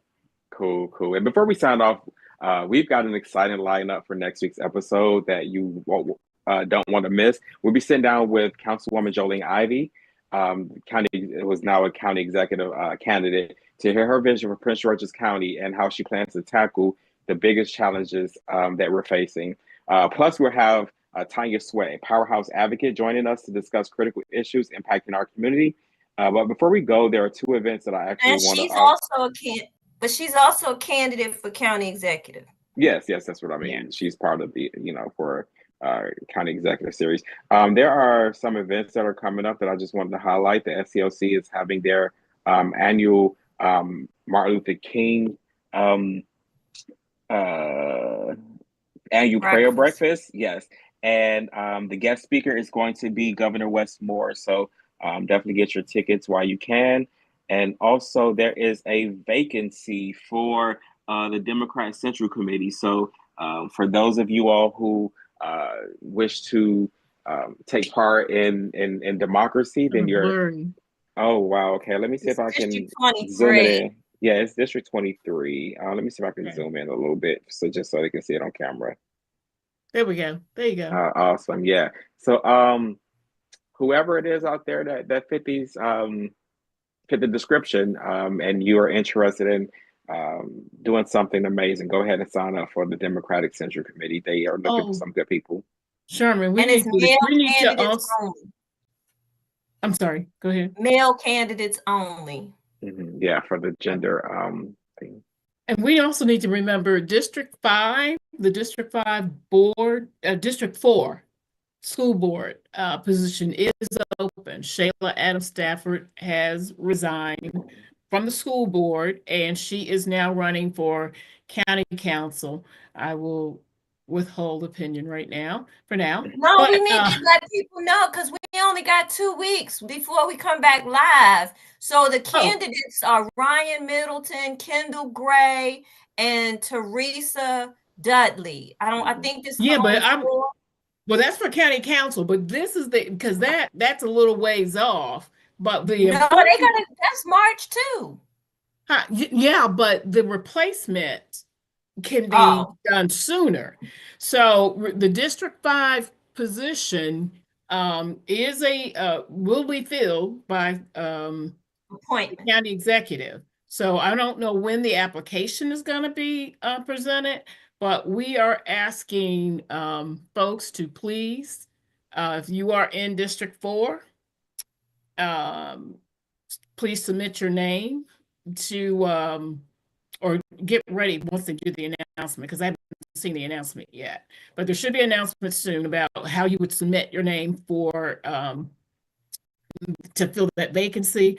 I'm just going to be straight out. I know that the progressives are pushing for the former appointed member that was appointed by the council. Well, I'm not going to say I know. It is rumored that Ms. Rout, who was formerly appointed by the county council as their appointed person when we had the hybrid board, is who the name that is trying to be pushed. We need new, we don't need anybody else that will add to the progressive bloc. I'm just saying it. Yes, we don't. We had enough of that.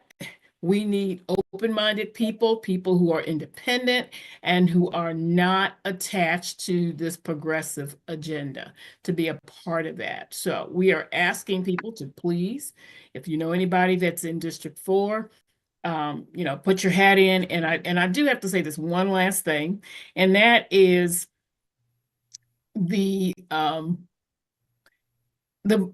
our board members, especially to our new board members. One of our biggest problems that we have right now on with the board is everybody wants to be a boss. And it's true, everybody wants to be a boss.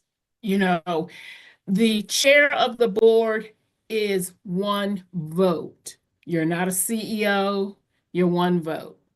You're not the CIO, CFO, whatever. It is not an administration, it is a board.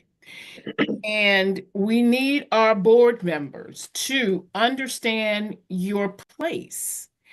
There should be never a time where a board member, chair, vice chair, any single board member, sitting up here talking about the day-to-day operations of the administration, speaking as if you are the superintendent. You don't have the experience. You don't have the knowledge. That is why the law says the day-to-day operations of the administration are the responsibility of the superintendent. I am asking the board members now, if you all want to act like you're the CEO of the board or Prince George's County Board of Education, if you want to act like you're the superintendent, then expect the public to judge you like that. And when you you mess up, expect us to say something. Expect us to evaluate you the same way we would evaluate the superintendent if you want to keep on taking on the superintendent responsibilities. Wow. You are causing confusion. I'm just saying it. And please stop saying it's my Lord and Savior Jesus Christ. God is not the author of the confusion. He's not the author of confusion. When you are undermining the responsibilities of the person in that place, that's confusion. When you have not taken the time to read what your responsibilities are according to the law and according to board policies, and you're acting on your passion, that causes confusion. God is not the author of confusion. Well, we're going to study the show that self-approval, at least they have, but we're going to go ahead and close out. No. I got to say this one last thing. Hold on, Tanya, that's your 4th one last thing, Baptist he cut me preacher. off. He cut me off. I'm just asking y'all to, because we have so much that we have to do. And there's so much that needs to be corrected. We need the board to understand your oversight. The hand can't be the eyes. The foot can't be the mouth. Please stay in your lane. Stay in your place. Let the superintendent understand the system, learn the system so he can do his job. It's just, for me, it's just frustrating to keep seeing all of this stuff. County council, you ain't got nothing to do with the school system. Take care of the mess you've already created with all your giveaways that got us in debt. Take care of that. That's an emergency. Have some town halls on that, on you taking care of your own house. I'm okay. I'm done for tonight. Go ahead. All right, awesome. Well, that's a wrap for tonight's episode of CAG Chat, and thank you, everybody, so much for participating. Our co-host, I want to say thank you to our incredible guests, Frank Turner, Delegate Nicole Williams, and former County Executive Rushern Baker, for joining us and sharing their perspectives. As always, we appreciate you, our viewers, for staying engaged, keeping the spirit of accountability alive in Prince George's County. And don't forget to follow us on social media. Share your thoughts and let us know the issues you care about the most. Together, we're building a stronger, more transparent community. Stay informed, stay empowered, and we'll catch you next time on CAG Chat. Please just give your prayers out for California, please. Yes. Oh, yeah. That's my spot, LA. So definitely. Yeah. All right, everybody. Good night. Good night.